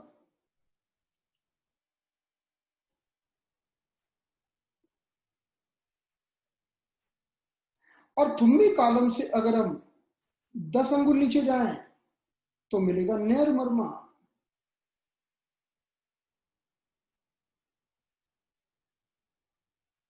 और थुम्बी कालम से अगर हम 12 अंगुल नीचे चले जाएं तो ये हड्डी खत्म हो जाएगी, हड्डी समाप्त। क्योंकि ये जो हड्डी होती है ये 12 अंगुल की होती है। आप खुद भी नाप सकते हैं, आप नापिए ऐसे, ये थ्रॉट पिट से या थुम्बी कालम से 4 4 और 4। हड्डी हमारी यहां तक आती है, खत्म। यानी ये जो हड्डी है ये 12 अंगुल की होती है और उसमें 10वें अंगुल पर है नैरमर्मा। तो नैरमर्मा होता है 10वें अंगुल पर होता है। आप दूसरा तरीका ये भी है कि आपने क्या किया कि नीचे इसका हड्डी का बॉर्डर महसूस किया ये, और इससे 2 अंगुल ऊपर चले गए, तो वो भी नैरमर्मा है। और ये जो नैरमर्मा है ये हमारे डायरेक्ट हार्ट से कनेक्टेड है, हृदय से। हम इस पर सिंपली हाथ ऐसे फेरते हैं या इसको टैप करते हैं तो नैरमर्मा स्टिमुलेट होता है। इसको हम एक बार प्रैक्टिकल डेमो में देखते हैं। तो देखिए ये हमारा नैरमर्मा है, इसके द्वारा हमारा हार्ट और ब्रेन एक्टिवेट होता है। अगर हम अपने थ्रॉट पिट से 12 अंगुल 10 अंगुल नीचे आए तो मिलेगा नैरमर्मा, और अगर हम 12 अंगुल नीचे आए तो हमारा ये छाती वाला हड्डी खत्म हो जाएगा, ये खत्म हो जाएगा हमारा। तो इसे हम कहते हैं नैरमर्मा। तो नैरमर्मा हमारे थ्रॉट पिट से 10 अंगुल नीचे पाया जाता है और इसका संबंध डायरेक्ट हार्ट से है।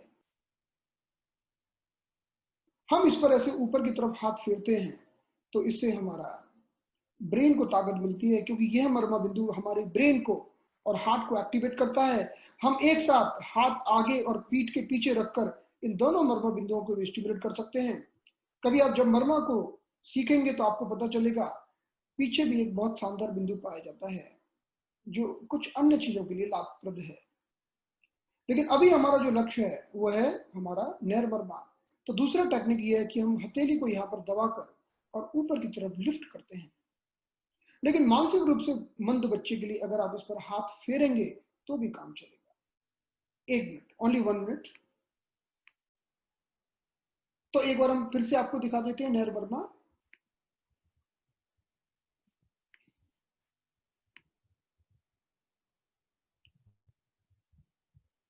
हमारे थ्रॉट पिट से अगर हम 10 अंगुल नीचे जाते हैं तो ये नैरमर्मा की लोकेशन है। हम नैरमर्मा को, और हमारी जो छाती की जो हड्डी होती है 12 अंगुल की होती है, ये थ्रॉट पिट है, इससे 10 अंगुल नीचे ये नैरमर्मा है, और 12 अंगुल नीचे, या फिर ये छाती की जो हड्डी होती है इससे 2 अंगुल ऊपर आ गए तो भी नैरमर्मा है। इस मर्मा बिंदु के द्वारा हम हृदय को और ब्रेन को ताकत देते हैं। तो जब हम इस पर हाथ ऐसे ऊपर की तरफ घुमाते हैं तो हमारा ब्रेन को ताकत मिलती है। इसीलिए ये नैरमर्मा बिंदु उन सभी के लिए अच्छा माना गया है जिनको कोई भी हृदय का विकार है, जिनको अपना हार्ट ठीक करना है, और जिनको अपनी मेमोरी इंटेलिजेंसी को बढ़ाना है, और जो बच्चे मानसिक रूप से मंद होते हैं। जब हम मानसिक रूप से मंद बच्चों की बात करते हैं तो ऐसा मत समझिए यार हमारा बच्चा तो नॉर्मल है, उसको हम कैसे देंगे, क्योंकि मर्मा विज्ञान का अर्थ है वह जो हमारे ब्रेन को ऊर्जा सप्लाई करके नॉर्मल करे। तो ये था नैरमर्मा। और हमें बच्चों के लिए उस हाथ को यहाँ पर सिर्फ ऊपर की तरफ फेरना है, घुमाना है 3 से 12 बार। तो ये हमारा 5वां मर्मा बिंदु संपन्न हुआ। अब हमारे 1 मिनट, अंजलि जी कंटिन्यू रखें, टाइम काफी हो गया है। सर कंटिन्यू कर सकते हैं, थोड़े से 1 पास मिनट। हम लोग 8 जो बिंदु बताने वाले हैं ना, थोड़े से हम लोग को पास लेते हैं तो अच्छा है। हाँ जी बता दीजिए। नहीं ये बताइए कि अभी क्या करना है अभी, क्योंकि जितना समय आपने मुझे दिया था उससे ज्यादा हो गया है।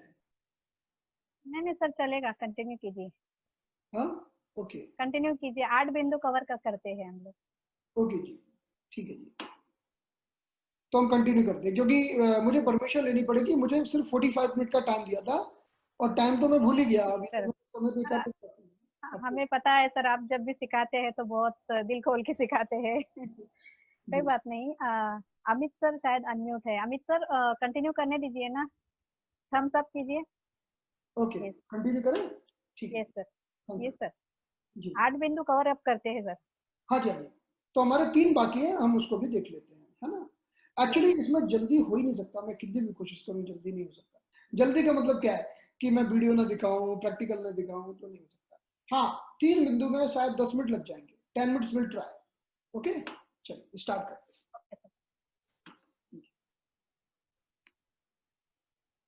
और आगे आगे बढ़ने से पहले मैं एक चीज बता देना चाहता हूँ कि अगर किसी को मर्मा थेरेपी सीखना हो डिटेल में, तो 25 पॉइंट्स का प्रोटोकॉल, तो वो हम एक वर्कशॉप करने वाले हैं बहुत जल्दी करने, मतलब डेट डिसाइड हो गई है। कौन सी डेट डिसाइड की है? 12 सर 11, 12 एंड 13 हाँ, सितंबर। हम 11, 12, 13 सितंबर को वो डेट डिसाइड हमने की है। और वो डेट में हम बहुत ही डिटेल में बताएंगे आपको कि मर्मा थेरेपी के द्वारा हम किस तरह से बच्चों की एकाग्रता को बढ़ाएं, और साथ में अगर कोई बच्चा मानसिक रूप से बंद है उसको भी हम कैसे ठीक करें। यानी उन 3 दिनों में हम बहुत ही डिटेल एक्सप्लेनेशन करेंगे, और हम आपको उसके पूरे वीडियोस और पूरा सब कुछ मटेरियल भी देंगे, जिसको आप कभी भी बाद में भी देख सकते हो। अगर मान लो कोई क्लास मिस कर दी आपने तो आप वो भी ज्वाइन कर सकते हैं, क्योंकि आज का तो हमारा सेशन जल्दी वाला है, दौड़ वाला है, तो उसमें हम डिटेल एक्सप्लेनेशन आपको जरूर करेंगे। लेकिन जल्दी वाला भी है, फिर भी मेरी कोशिश है कि आप अपना कीमती समय निकाल के आए तो आपका समय व्यर्थ न जाए, है ना। तो चलिए हम आगे बढ़ते हैं। और वो जो हमने 3 दिन का सेशन है उसकी फीस भी हमने बहुत ही नॉमिनल रखी है। आई थिंक कुछ 1200 1300 रुपए के आसपास है, इससे ज्यादा नहीं है। तो आपको 3 दिन में बहुत कुछ सीखने को मिलेगा on very nominal fees. Okay, अब हम आगे बढ़ते हैं।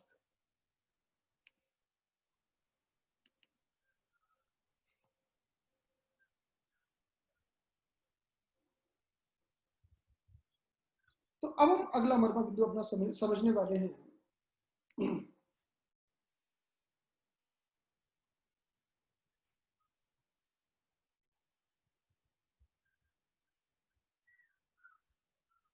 तो हमारे क्रम से पहला मर्मा बिंदु हुआ हमारा किलार्थ कालम,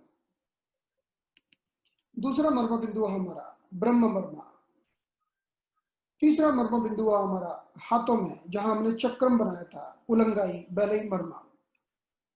अगला मर्मा बिंदु हुआ थुम्बी कालम जो हमारे थ्रॉट पिट में होता है। अगला मर्मा बिंदु है नैर मर्मा, जो अभी अभी हमने देखा 10 अंगुल नीचे होता है। तो 5 मर्मा बिंदु हो गए, अब हमारे बाकी है 3। ये मर्मा बिंदु इसको बोलते हैं अन्न कालम, अन्न कालम। अब जैसे कि नाम से स्पष्ट है, जैसे कि नाम से स्पष्ट है, अन्न, अन्न का अर्थ क्या आता है? जो हम खाते हैं अन्न। तो हम जो खाते हैं अन्न वो हमारे पेट में जाता है, इसके आधार पर ही हमने इस मर्मा बिंदु का जो नाम मिलता है वह अन्न कालम। यह मर्मा बिंदु इसलिए बहुत महत्वपूर्ण है कि हम स्टिमुलेट करते हैं एक मर्मा बिंदु, लेकिन एक मर्मा बिंदु के स्टिमुलेशन से हमारी 3 वायु एक्टिव होती हैं। जैसे कि मानो ये किसी का पेट है और ये नाभि है,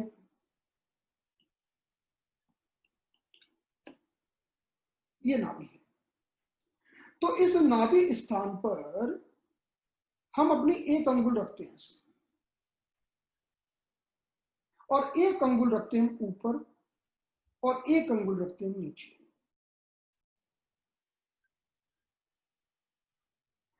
हम जब 3 उंगल से इस बिंदु को दबाते हैं तो क्या होता है?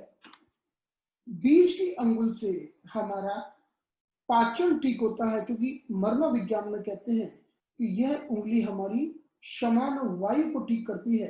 समान वायु का अर्थ है पाचन विकृति को ठीक करना। नीचे की उंगली कॉन्स्टिपेशन को ठीक करती है। कॉन्स्टिपेशन का अर्थ है हमारे शरीर की एक वायु से जिसका नाम है अपान वायु। अपान वायु का काम है मल को, मूत्र को नीचे की तरफ फेंकना, निकालना, एक्सपेल करना। और जो ऊपर की उंगली है उससे उदान वायु ठीक होती है। उदान वायु वो वायु है जो हमारा रिटेंशन बनाती है। रिटेंशन का अर्थ है आप जो भी सुन रहे हैं अगर आप रिटेन कर पा रहे हैं यानी आपकी उदान वायु ठीक है। तो हम इसका एक प्रैक्टिकल डेमोन्स्ट्रेशन देखते हैं कि हम किस तरह से इस अन्न कालम को स्टिमुलेट करेंगे। तो देखिएगा, ये नाभि स्थान है।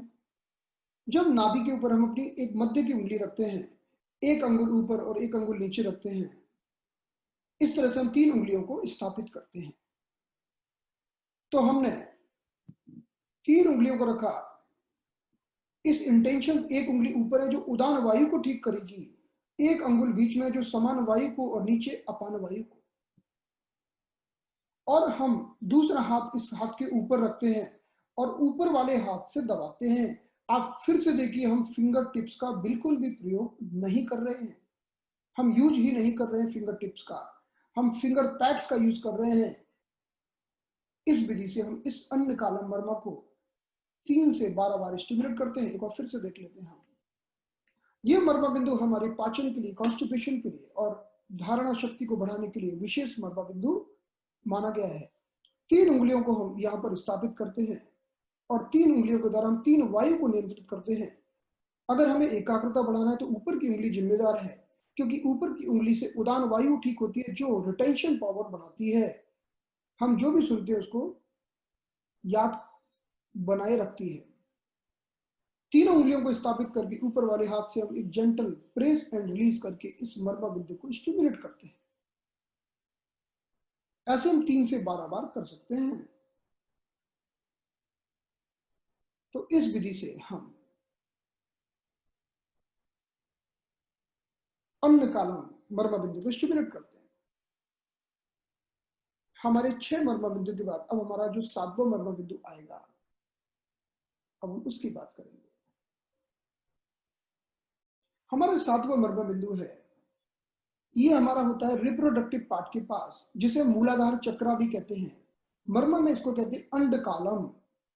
यानी हम देख सकते हैं पीछे की तरफ है मल मार्ग, यह मल मार्ग है और आगे मूत्र मार्ग है, इसके बीच में यह जो मर्मा बिंदु है इसका नाम है अंड कालम। इसी को मूलाधार चक्रा कहते हैं।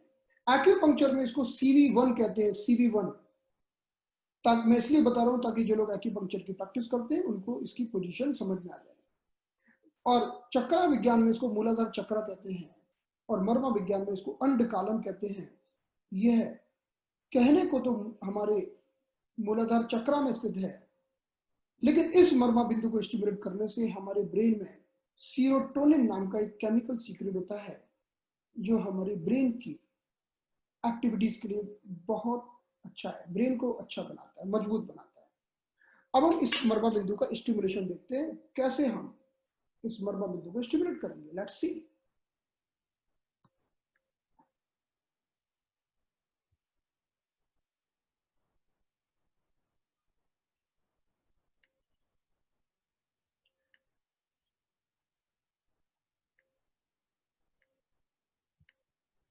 तो हमारा ये मर्मा बिंदु, इसका नाम है अंड कालम।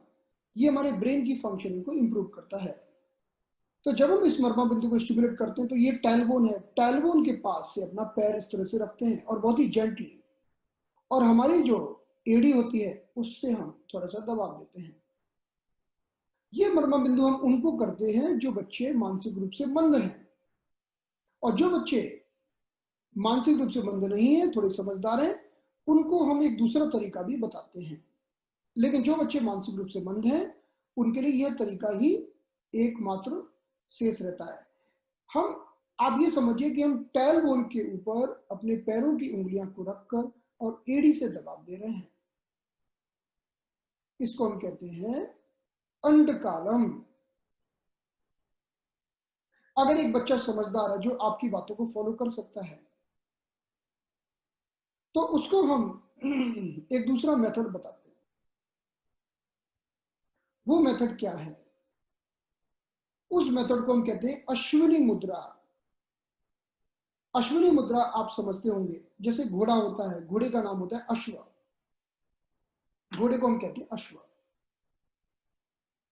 तो जैसे घोड़ा अपना मल मार्ग सिकोड़ता है, फैलाता है, सिकोड़ता है, फैलाता है, सिकोड़ता है, फैलाता है, तो इसी आधार पर इसको कहते हैं अश्विनी मुद्रा।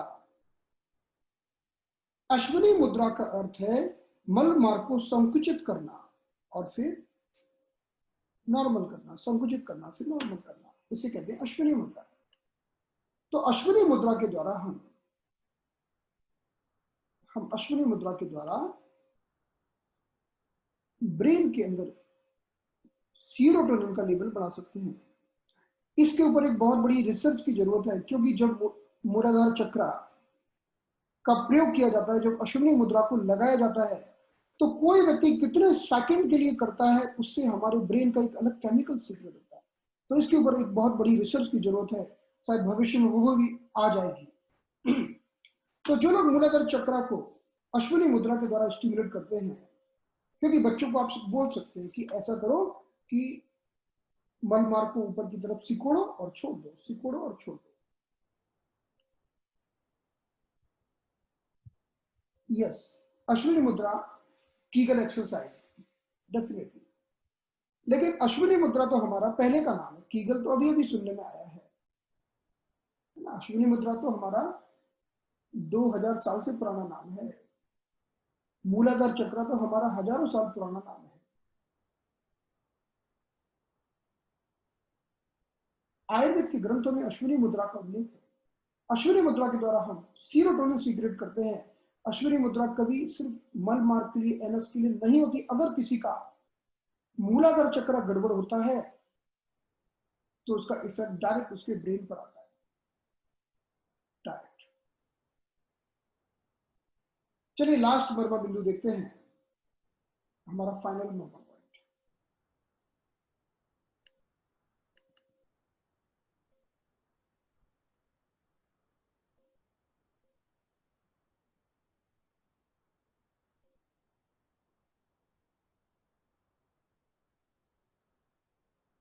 अब इसके बाद हमारा फाइनल मर्मा पॉइंट है, ये पैरों के तलवे में स्थित होता है। इसको बोलते हैं उल्लंगाल। देखो हाथों में था, उसको बोला था हमने उल्लंग गाई। ये तमिल वर्ड है, और ये उल्लंगाल। तो ये उल्लंगाल बैले मर्मा एक्यूपंक्चर में से किडनी वन कहते हैं, किडनी वन। और मर्मा साइंस में से कहते हैं उल्लंगाल बैले मर्मा। कहते हैं कि एक तराजू होता है, तराजू की एक तरफ आप कुछ रखो तो दूसरी तरफ अपने आप ऊपर नीचे हो जाती है। उसी प्रकार से एक हमारे शरीर में नियम है कि अगर एक स्टिक है, अगर आप इस एंड पर कुछ करेंगे, अपोजिट एंड पर जरूर कुछ होगा। इसको बोलते हैं the rule of opposite axis. तो जब भी हम पैर के तलवे में कुछ करते हैं, उसका डायरेक्ट इफेक्ट हमारे ब्रेन पर पड़ता है। और इस मर्मा बिंदु को एक्यूपंक्चर में भी विशेष बिंदु माना गया है, ब्रेन को ताकत देने वाला, जिसे हम किडनी वन कहते हैं। बच्चों को यहाँ पर हम काजल लगाते हैं काले रंग का, ताकि बच्चों को नजर ना लगे और बच्चों की हड्डियों की लंबाई ठीक से बढ़े। अगर किसी का ब्रेन गर्म रहता है हमेशा, किसी की आंखें गर्म रहती हैं, किसी के गाल गर्म रहते हैं, या किसी महिला को मीनोपॉज के समय पूरी बॉडी गर्म गर्म लगती है, आप इस स्थान पर सिर्फ काला रंग लगाकर उसको राहत दे सकते हैं। काला रंग ठंडक लेके आता है, जल का रंग है। तो हमारी ये एक बिगर मसल है, आप देख सकते हैं पैरों में, और ये हमारी स्मॉलर मसल है। इन दोनों के बीच में मर्मा बिंदु स्थित होता है। यहाँ पर आपको क्लियर डिप्रेशन फील होगा। इस मर्मा बिंदु को कहते हैं उल्लंगाल बैले मर्मा। ये हमारे ब्रेन का सबसे महत्वपूर्ण पॉइंट है। आप बोले कि इतने सारे हम नहीं कर सकते, कोई दो बता दो, तो मैं आपको बोलूंगा एक तिलार्थ कालम और एक ये पैरों का। बस आपने दो भी कर दिए। अगर आप जल्दबाजी में हैं, आपको वाकई नहीं समझ में आया, थोड़ा कंफ्यूजन हो गया, आपने सिर्फ दो मर्मा बिंदु भी कर दिए तो भी काम हो जाता है। अब हम इसका प्रैक्टिकल डेमो देखते हैं। अब हम पैर में चक्र बनाएंगे, चक्र। तो ये देखिए, ये लोकेशन है हमारे इस मर्मा बिंदु की। यहां पर हमें क्लियर डिप्रेशन दिखाई देता है। इसी को एक्यूपंक्चर में हम किडनी वन कहते हैं, और मर्मा साइंस में उल्लंगाल बैली बर्मा कहते हैं। इस बिंदु पर जब हम काला रंग लगाते हैं तो हमारे ब्रेन को ठंडा करता है, हार्ट को ठंडा करता है, पेट की गैस को शांत करता है। जो भी बच्चे अपनी मेमोरी बढ़ाना चाहते हैं, वो इस मर्मा बिंदु पर दबाव देकर अपनी मेमोरी को बहुत अच्छा कर सकते हैं। तो जब हम इस मर्मा बिंदु को दबाएंगे अब हम कैसे दबाएंगे वो आप देखिएगा। इसको दबाने के दो तरीके होते हैं। एक तो सिंपल आपने इसको प्रेस एंड रिलीज कर दिया। अगर कोई बच्चा मानसिक रूप से बच्चा स्वस्थ है, अच्छा है, कोई प्रॉब्लम नहीं है, बस आप उसकी मेमोरी बढ़ाना चाहते हैं तो बस आप इस पॉइंट को दबा दो। लेकिन कोई बच्चा कोई मेंटल रिटार्डेशन से ग्रस्त है तो आप यहां पर चक्रम बना सकते हैं। चक्रम कैसे बनेगा वो देखिए। हमने यहाँ पर अपना अंगूठा रखा और इस पॉइंट को दबाया। अब दोनों हाथों को दोनों तरफ ले गए, अब नीचे लेके आएंगे और वापस हम घूमकर मध्य वाले बिंदु पर पहुंच जाएंगे और इसको प्रेस करेंगे। फिर वापस इसी बिंदु से हम अपनी जर्नी स्टार्ट करके रिवर्स मैनर में जहां से आए थे वहीं पहुंच जाएंगे।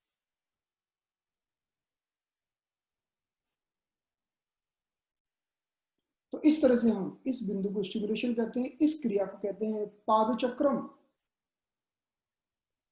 पाद चक्रम के द्वारा हम एकाग्रता को, मेमोरी को, धारणा शक्ति को और ब्रेन के न्यूरॉन्स की ताकत को बढ़ा सकते हैं। हमारे पैर के तलवों का संबंध हमारे मस्तिष्क से होता है और मुख्य रूप से इन बिंदुओं का। जब एक्यूपंक्चर की स्टडी करते हैं तो ब्रेन ट्यूमर के लिए भी यही बिंदु कहे गए हैं। तो इसको हम कहते हैं पादचक्रम। एक बार फिर से देख लीजिएगा। तो ये हमारा बिंदु है। अब इस पर हम कैसे स्टिमुलेशन करेंगे? हम चक्र बनाएंगे। तो पहले हम यहां पर अपना अंगूठा स्थापित कर लेते हैं और दबाकर फिर हम दोनों तरफ से जाते हैं और फिर नीचे उतर जाते हैं और फिर घूमकर मध्य में आ जाते हैं और इसको दबाते हैं। फिर यहां से हम वापस घूमते हुए गए और ऊपर आ जाते हैं और इसको हम इस तरह से प्रेस करते हैं। तो इसको कहते हैं पादचक्रम। ये हमारा 8वां और फाइनल पॉइंट है। तो इन 8 बिंदुओं के द्वारा हम अपने ब्रेन की ताकत को इंप्रूव कर सकते हैं।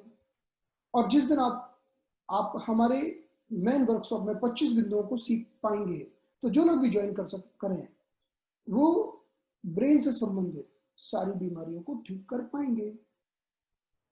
फिर चाहे किसी को मानसिक तनाव हो या किसी को नींद नहीं आती हो, किसी को अपनी एकाग्रता बढ़ानी हो, इन सभी चीजों को भी आप उन बिंदुओं के प्रयोग से ठीक कर सकेंगे। तो इसके साथ ही हमारा विश्लेषण समाप्त होता है।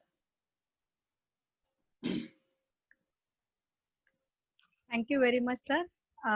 सर अमित सर को भी अनम्यूट कर लीजिए अभी। एंड बहुत बढ़िया सेशन रहा sir, thank you very much. आपने हर एक बिंदु को बहुत अच्छे तरीके से समझाया, पिक्चर्स भी दिखाए, वीडियो भी दिखाए, तो मेरे ख्याल से ज़्यादा कुछ डाउट्स नहीं रहेंगे। फिर भी हम लोग चैट बॉक्स में देख रहे थे लेफ्ट फुट या राइट फुट ऐसे कुछ सवाल थे, तो सर इसके बारे में आपको बताएंगे। एंड सर अमित सर को अनम्यूट कर दीजिए कि ताकि एक एक लोगों को हम लोग, या अनम्यूट सर आप ही करेंगे जिनको क्वेश्चन पूछना है। यस, जो लोग प्रश्न पूछेंगे बस वही अपने आप को अनम्यूट करिएगा। अभी कोई भी अपने आप को अनम्यूट कर सकता है। देखिए सर ये हैंड वाला जो था और फुट वाला वो दोनों में करना है या सिर्फ एक एक में होएगा? कौन सा हार्ड वाला? जो पाम वाला था और लेफ्ट फुट वाला है वो दोनों फुट में होगा, दोनों पाम्स में होगा क्या? दोनों में होगा, दोनों तरफ। और कितने कितने टाइम्स करना है सर? उसका जो फ्रीक्वेंसी है 3 से लेके 12 तक। अगर आपके पास ज्यादा समय है तो आप 12 बार कर दो, लेकिन अगर आप जल्दी में हैं तो 3 बार करोगे तो भी इफेक्ट आएगा। Okay sir, thank you so much. Sir is it have to be done empty stomach और खाली पेट करना चाहिए कि?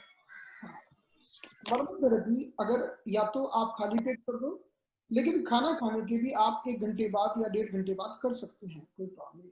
क्योंकि क्या होता है एकदम भरे पेट करने से कभी कभी थोड़ी सी क्योंकि मर्मा में बहुत एनर्जी बहुत मूव होती है बॉडी की, अगर भरे पेट किया तो कभी कभी किसी को वॉमिटिंग होने की संभावना रहती है। सर जैसे बच्चे आजकल बहुत स्ट्रेस लेते हैं स्टडी के लिए, तो ये क्या हमारे स्ट्रेस और एंजाइटी को भी डाउन करता है? आप ये मर्मा बिंदु हमारे ब्रेन की ताकत को वापस बढ़ा देते हैं।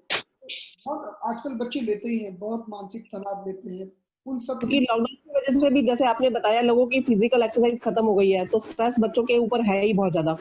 तो क्या हम इस मर्मा बिंदु पे आपने जो 8 पॉइंट बताए हैं, इसमें से हम कौन सा पॉइंट यूज करें जिससे उनकी स्ट्रेस और एंजाइटी डाउन हो सके? इन्हीं मर्मा बिंदुओं का प्रयोग करना है, क्योंकि ये 8 बिंदु क्या हुआ कि हमारे टोटल 25 बिंदु हैं, लेकिन हमने 8 बिंदु समझे हैं आज। लेकिन आपने अभी 8 बिंदु समझे, तो आप ये समझिए कि आप 8 बिंदु से भी बहुत अच्छा काम कर सकते हैं। और अगर आपको ज्यादा गहराई में जाना हो तो आप 25 बिंदु का हमारा जो अगला वर्कशॉप है वो ज्वाइन कर लीजिएगा। मिनिमम सर जो सॉरी फीडबैक देना चाहती हूँ। हेलो आवाज नहीं आ रही। हेलो सर, मैं फीडबैक देना चाहती हूँ। हाँ प्लीज दीजिए। सर मैंने आपसे मरमा क्लास लिया था हाँ 21 दिन का। हाँ तो मेरे पापा को करना हुआ था, वो 1 महीना पूरे हॉस्पिटल में रहे थे। फिर जब वो घर में आए तो उनको नींद का प्रॉब्लम, चलने में प्रॉब्लम, पूरा मतलब नर्व्स का पूरा प्रॉब्लम हो गया था। तो मैंने आपसे जस्ट क्लास सीखा ही था उस टाइम। मैंने उनको दिया, इतना आराम से नींद आ रहा सर, और उनके पाँव का भी सेंसेशन ये सब स्टार्ट हुआ। मतलब मुझे बहुत खुशी हुई क्लास करके सर। मतलब आप उनकी नींद की गोली बन गए। आप मतलब सर मतलब बता नहीं सकती, इतना पावरफुल, इतना ब्यूटीफुल, इतना अच्छा क्लास है ये। और marma is a very good therapy sir. Spasticity and paralysis वो 3 दिन का सेशन में हम लोग सीखेंगे ना, जो आप लेने वाले हैं। जो 3 दिन का सेशन होगा वो सिर्फ और सिर्फ ब्रेन के लिए होगा, ओनली ब्रेन। हाँ, उसमें से पैरालिसिस का नहीं ट्रीटमेंट सीख पाएंगे? नहीं, पैरालिसिस का नहीं सीख। सर एक बार नेर मर्मा में स्टिमुलेशन वापस से बता दीजिए ना सर। हम आपको वीडियो दे देंगे ना, वो अंजलि जी आपको वीडियो दे देंगी। यस हम लोग रिकॉर्डिंग देने वाले हैं, आप सब लोगों को लिंक देने वाले हैं, डोंट वरी। सर एक सवाल पूछना था मुझे, ये बच्चे लोग के लिए हम करते हैं तो उतना ही ये बड़ों के लिए भी यूजफुल होगा, जो सीनियर सिटीजन्स हैं, जो जिसको मेमोरी का तकलीफ होता है? ये हर किसी के लिए है। देखो मेमोरी की जरूरत बच्चों को ऐसा बिल्कुल नहीं है, हमें भी तो है। आज आप ये सब लोग मेमोराइज कर रहे ज्यादा है, हम लोग को पॉइंट याद करने के लिए ज्यादा है। तो हम स्पेशल चाइल्ड है, उसकी फिजिकल प्रॉब्लम्स का क्या सर? स्पेशल चाइल्ड की फिजिकल प्रॉब्लम्स, अगर ब्रेन प्रॉब्लम नहीं है और फिजिकल डिफिकल्टीज है, वो आपको सिखाएंगे ना सेकंड सेशन में, जो आज रात को है आपके लिए। अच्छा, वो 25 पॉइंट से अलग है? नहीं, मर्मा देखो अपने आप में एक इंसाइक्लोपीडिया है। मर्मा पर कोई चाहे तो 3 साल की पीएचडी कर सकता है। वीडियो चालू कर। लोग क्या सोचते हैं कि तो मैं उसमें से आपको वो सिखाने वाला हूँ जो आपके लिए मैंने डिजाइन किया है, और आपको जो मैंने कमिट किया है वो मैं आपको सिखाऊंगा। लेकिन कुछ ही है सर स्पीच के ऊपर में भी आएगा क्या मर्मा का? बच्चा का अगर स्पीच नहीं है। फिर से रिपीट करिए, एक बार आपका क्वेश्चन रिपीट करेंगे। प्रॉब्लम जो है आप स्पीच का प्रॉब्लम क्या बता रहे हैं? मुझे आपकी आवाज नहीं आ रही। ये सर उनका सवाल है कि जब हम लोग बच्चे के लिए ये करने वाले हैं मर्मा, तो उसमें अगर उसकी स्पीच नहीं है, ठीक से स्पीच नहीं आ रही थी, उसके ऊपर काम करेगा क्या? हाँ करेगा, जरूर करेगा, क्योंकि बच्चों को स्पेशल सर आज कितना बजे से क्लास है? हमारा क्लास है अंजलि तारीख से है। ये सर 11, 12 और 13 सितंबर को क्लास रहेगा, शाम को 5 से 6 बजे तक रहेगा। 1 घंटे का तो बताया गया है, लेकिन सर जैसे डिटेल में बताते हैं तो शायद 1 घंटे में खत्म होता है या पता नहीं। 3 घंटा फीस रहेगा, वो रहेगा 1200 रुपए फीस रहेगा। और चैट बॉक्स में हमने मेरे और अमित सर के भी नंबर बताए हैं। जो लोग भी फिनिक्स के प्लेटफॉर्म से आए हैं वो अमित सर से या मुझसे कांटेक्ट करें। ओके, हम लोग रजिस्ट्रेशन के बारे में डिटेल में बताएंगे। आज शाम को भी है क्या आंटी? आज नहीं है, 11, 12 और 13 तारीख को रहेगा। और हम लोग डिटेल सब भेज देंगे, मैसेज भेज देंगे उसका। रिकॉर्डिंग कब तक मिलेगी? सर मेरा एक रिकॉर्डिंग क्वेश्चन मिल था। जाएगी आपको। आप कल मिलेगी, रिकॉर्डिंग कल मिलेगी। रिकॉर्डिंग आपको कल मिलेगी। हम लोग हमारे यूट्यूब चैनल पे भी सर ने अगर हमें परमिशन दिया तो हम लोग अपलोड करेंगे। दे दूंगा, मैं पहले मैंने बोल दिया, दे दूंगा। यस, और बेसिकली जो लोग नए हैं जिनको पता नहीं है, हम लोग एज ए फिनिक्स हम लोग हर संडे एक वेबिनार रखते हैं जहाँ पे हम लोग हेल्थ के बारे में, अलग अलग ऑल्टरनेटिव थेरेपीज के बारे में लोगों को इन्फॉर्मेशन देने की कोशिश करते हैं, जो हम लोग पिछले 3 महीने से कर रहे हैं लगातार। जैसे आज हमारा सौभाग्य है कि डॉक्टर हेमंत सर आज हमारे साथ, उन्होंने इतना जबरदस्त सेशन लिया जो हमारा 60th एपिसोड था, तो 60 ऑलरेडी हम लोग कर चुके हैं। तो आप फिनिक्स के साथ जुड़ के इसके जो हमारा जो मिशन है उसको आगे बढ़ा सकते हैं। डॉक्टर हेमंत सर के जैसे बहुत सारे लोगों ने हमें सपोर्ट किया इसमें, तो मैं फिनिक्स की तरफ से हेमंत सर का सबसे पहले धन्यवाद कहता हूँ, और आपका ऐसे ही सहयोग हमें आगे भी मिलते रहे, तो हम लोग ये रेवोल्यूशन पूरे इंडिया में लेके जाने की इच्छा रखते हैं कि घर घर में ऑल्टरनेटिव थेरेपीज पहुंचे। हमारा जो कल्चर है, जो हमारा इतना रिच हेरिटेज है, आयुर्वेदा है, ऑल्टरनेटिव थेरेपीज है, घर घर में पहुंचे, और we should go back to the nature, we go back to the culture. और एक हमारे हम लोग बोलते हैं ना, आत्मनिर्भर भारत के साथ साथ हम लोग कल्चर भी घर घर पहुंचा है। तो जिस किसी को भी इसके बारे में जानकारी चाहिए, हमारे नंबर वहाँ पे दिए हैं, हम लोग आपको लिंक्स या जो भी आपको इन्फॉर्मेशन चाहिए हम लोग आपको सपोर्ट करेंगे। और जिस किसी को आज का सेशन सुनने के बाद तो मुझे लगता है कि अभी मैं पूरा मर्मा सीख लूं। मैं अंजलि मैम से इतने दिन तक काफी सारी चीजें सुनते आ रहा था सर के बारे में, आज मैंने आंखों से देख लिया। और जो लोग सर को नहीं जानते थे उन्होंने भी काफी सारा अप्रिशिएट किया है, तो मर्मा बहुत ही जबरदस्त है। मैंने मैडम से टिप्स लेके मैंने खुद अपने आप पे किया था, तो मुझे भी काफी अच्छा फील हुआ था। That is my personal experience. So मुझे लगता है कि इंट्रोडक्शन में अगर आपको इतना मिल रहा है तो एक्चुअल वर्कशॉप में आपको कितना सारा चीज मिलने वाला है। सो आप हमें संपर्क कीजिए। अमित सर, और सर के लिए एक सवाल है, किसी का पूछा है कि मर्मा थेरेपी हमें दिन में कितनी बार करनी है? ओके, ये एक्चुअली मैं आपको बताऊं कि जैसे ये हमारी एक अपनी पर्सनैलिटी और एनर्जी के ऊपर डिपेंड करता है। जैसे अभी आपको पता ही नहीं होगा, मर्मा में इतनी सारी चीजें। अभी हमने जैसे डिस्टेंस मर्मा सिखाया था लोगों को, डिस्टेंस मर्मा। यस तो किसी को मैंने कहा है कि आपको 2 से ज्यादा नहीं करना है, और कोई व्यक्ति एक दिन में 6 भी करता है। तो रीजन क्या होता है ना कि हमारी पर्सनल कैपेसिटी के ऊपर डिपेंड करता है। अगर आप डेली साधना करते हैं, प्राणायाम करते हैं, यानी या आप कुछ ऐसा करते हैं ताकि जिससे आप फिट रहते हैं, आप जितने कर सकते हैं 5, 6 आप जितने भी ले सकते हैं करिए। लेकिन आप खुद ही बीमार हैं, खुद अनहेल्दी हैं, तो पहले उस एनर्जी से थोड़ा खुद को हील करिए और थोड़ा दूसरों को हील करिए। तो फिर आप खुद के लिए करिए और 2-3 सेशन आप दूसरों के लिए लीजिए। इस तरह से कर सकते हैं आप। तो ये इंडिविजुअल के ऊपर डिपेंड करता है, ऐसा कोई फिक्स कहीं भी रूल। हेलो हेलो भी अभी पर्सनल, ये सर मेरा एक सवाल है सर। हाँ जी बोलिए। हेलो, हाँ जी बोलिए। तो आपने एक पैर में एक बिंदु को कलर बताया, बाकी का 7 का कलर बता सकते सर? कलर लगाने के लिए पॉइंट के ऊपर, बिंदु के ऊपर, मर्मा पॉइंट जो है बाकी जो मर्मा बिंदु के कलर ऐसे कोई एक्सप्लेन नहीं है। उसके लिए तो हमने कलर इसलिए बता दिया क्योंकि वो हमारे शरीर के वाटर का पॉइंट है, और वाटर का जो कलर होता है वो होता है काला। और उस बिंदु पर हम बच्चों को काजल लगाते ही हैं। तो चूंकि बच्चों को काजल लगाते हैं, तो मेरा पर्पस था आपको ये भी समझ में आया कि काजल हम क्यों लगाते हैं, ताकि बच्चों की लंबाई बढ़े, उनका मन और हृदय शांत रहे, और उनके पेट में कोई गैस न बने, इसलिए लगाते हैं। बाकी हर मर्मा बिंदु पर अगर मैं कलर की बात करूंगा ना तो थोड़ा सा सेशन लंबा हो जाएगा, और हम हर मर्मा बिंदु पर कलर ऐसे नहीं लगाते। उन मर्मा बिंदु को अच्छा, तिलक का जो है वो रेडी रहेगा सबके लिए जिसको एसिडिटी है? नहीं, जो लोग बहुत ज्यादा जप ध्यान करते हैं उनको चंदन लगाना चाहिए, क्योंकि उससे गर्मी पैदा होती है ध्यान और जप से। और जो लेडीज हैं उनकी बॉडी में हीट की जरूरत होती है। मगर लेडीज को अगर एसिडिटी है और वो उसका सब कुछ गर्म रहता है, तो उसके लिए क्या करना? एसिडिटी है तो भी वो लाल रंग लगा सकता है। मैं तो बोल रहा हूँ कि जो यहाँ की जो गर्मी होती है ना, वो जो ध्यान और माइग्रेन है तो भी, माइग्रेन है, एसिडिटी है, तो माइग्रेन कई बार तो होता है ब्लड की कमी से, जिसे हम बोलते हैं ब्लड डेफिशिएंसी।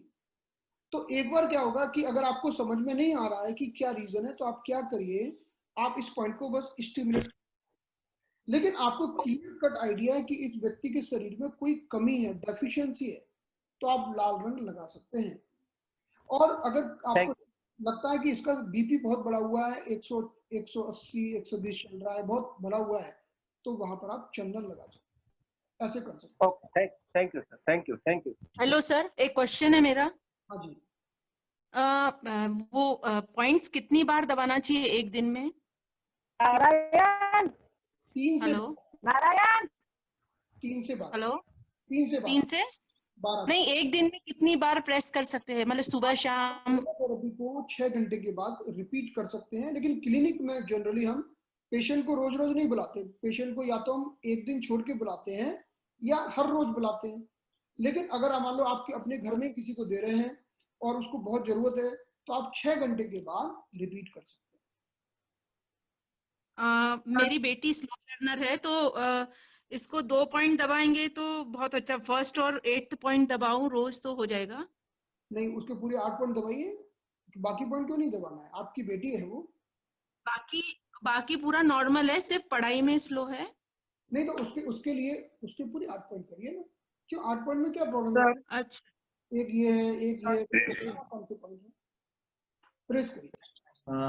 मुझे लगता है सर आज का जो हमारा सेशन है रिलेटेड टू हाँ मेमोरी, तो मुझे लगता है कि हम लोग यहाँ पे थोड़ा रुकते हैं, और जो भी लोगों को, क्योंकि आप आपका नॉलेज का भंडार खोल के बैठे हो, तो शाम तक नहीं खत्म होने वाला ये, राइट? लेकिन अंजलि जी बहुत ही अच्छा काम कर रहे हैं। तो बहुत बहुत धन्यवाद। नीता जी आपका म्यूट पे रखिए। यस नीता मैम, कैसे आप? Thank you very much for your session. Wonderful session. Thank you. So sir बहुत बहुत धन्यवाद एक बार फिर से, और हम लोग अपने वर्कशॉप में मिलेंगे। मेरे ख्याल से सब लोगों को वर्कशॉप में आने की अभी इच्छा होगी। जो लोग भी नए हैं, फिनिक्स की तरफ से आए हैं, मुझे या अमित सर से या जिन लोगों ने भी आपको इस वेबिनार के बारे में बताया है, उनसे आप संपर्क कीजिए। एंड आने वाला जो वेबिनार हमारा वर्कशॉप है, उसे बिल्कुल भी मिस मत करना, क्योंकि वो बच्चों लोग के लिए तो है ही, लेकिन बड़ों के लिए भी उतना ही यूजफुल रहेगा। और मेरा खुद का, मैं अभी ये बड़े बच्चों के लिए मेरा खुद का एक्सपीरियंस ये है, फिलहाल लॉकडाउन की वजह से जब मैं डिस्टेंस हीलिंग वगैरह दे रही हूँ, तो उसमें से मुझे मेरे जो पेशेंट्स है वो स्पेशली मर्मा का पॉइंट्स का वो स्पेशली बताते हैं कि मर्मा से उन्हें बहुत ज्यादा अच्छा रिलीफ मिला, या फर्स्ट दिन से ही उनको बहुत बढ़िया यस सबका एक्सपीरियंस है। तो मुझे लगता है कि ये थेरेपी सब लोगों को सीख लेनी चाहिए। Hello sir. यस वंदना। हाँ डॉक्टर, सबसे पहले तो मैं आपको थैंक यू बोलना चाहूंगी कि आपने इतनी अच्छी तरह से एक्सप्लेन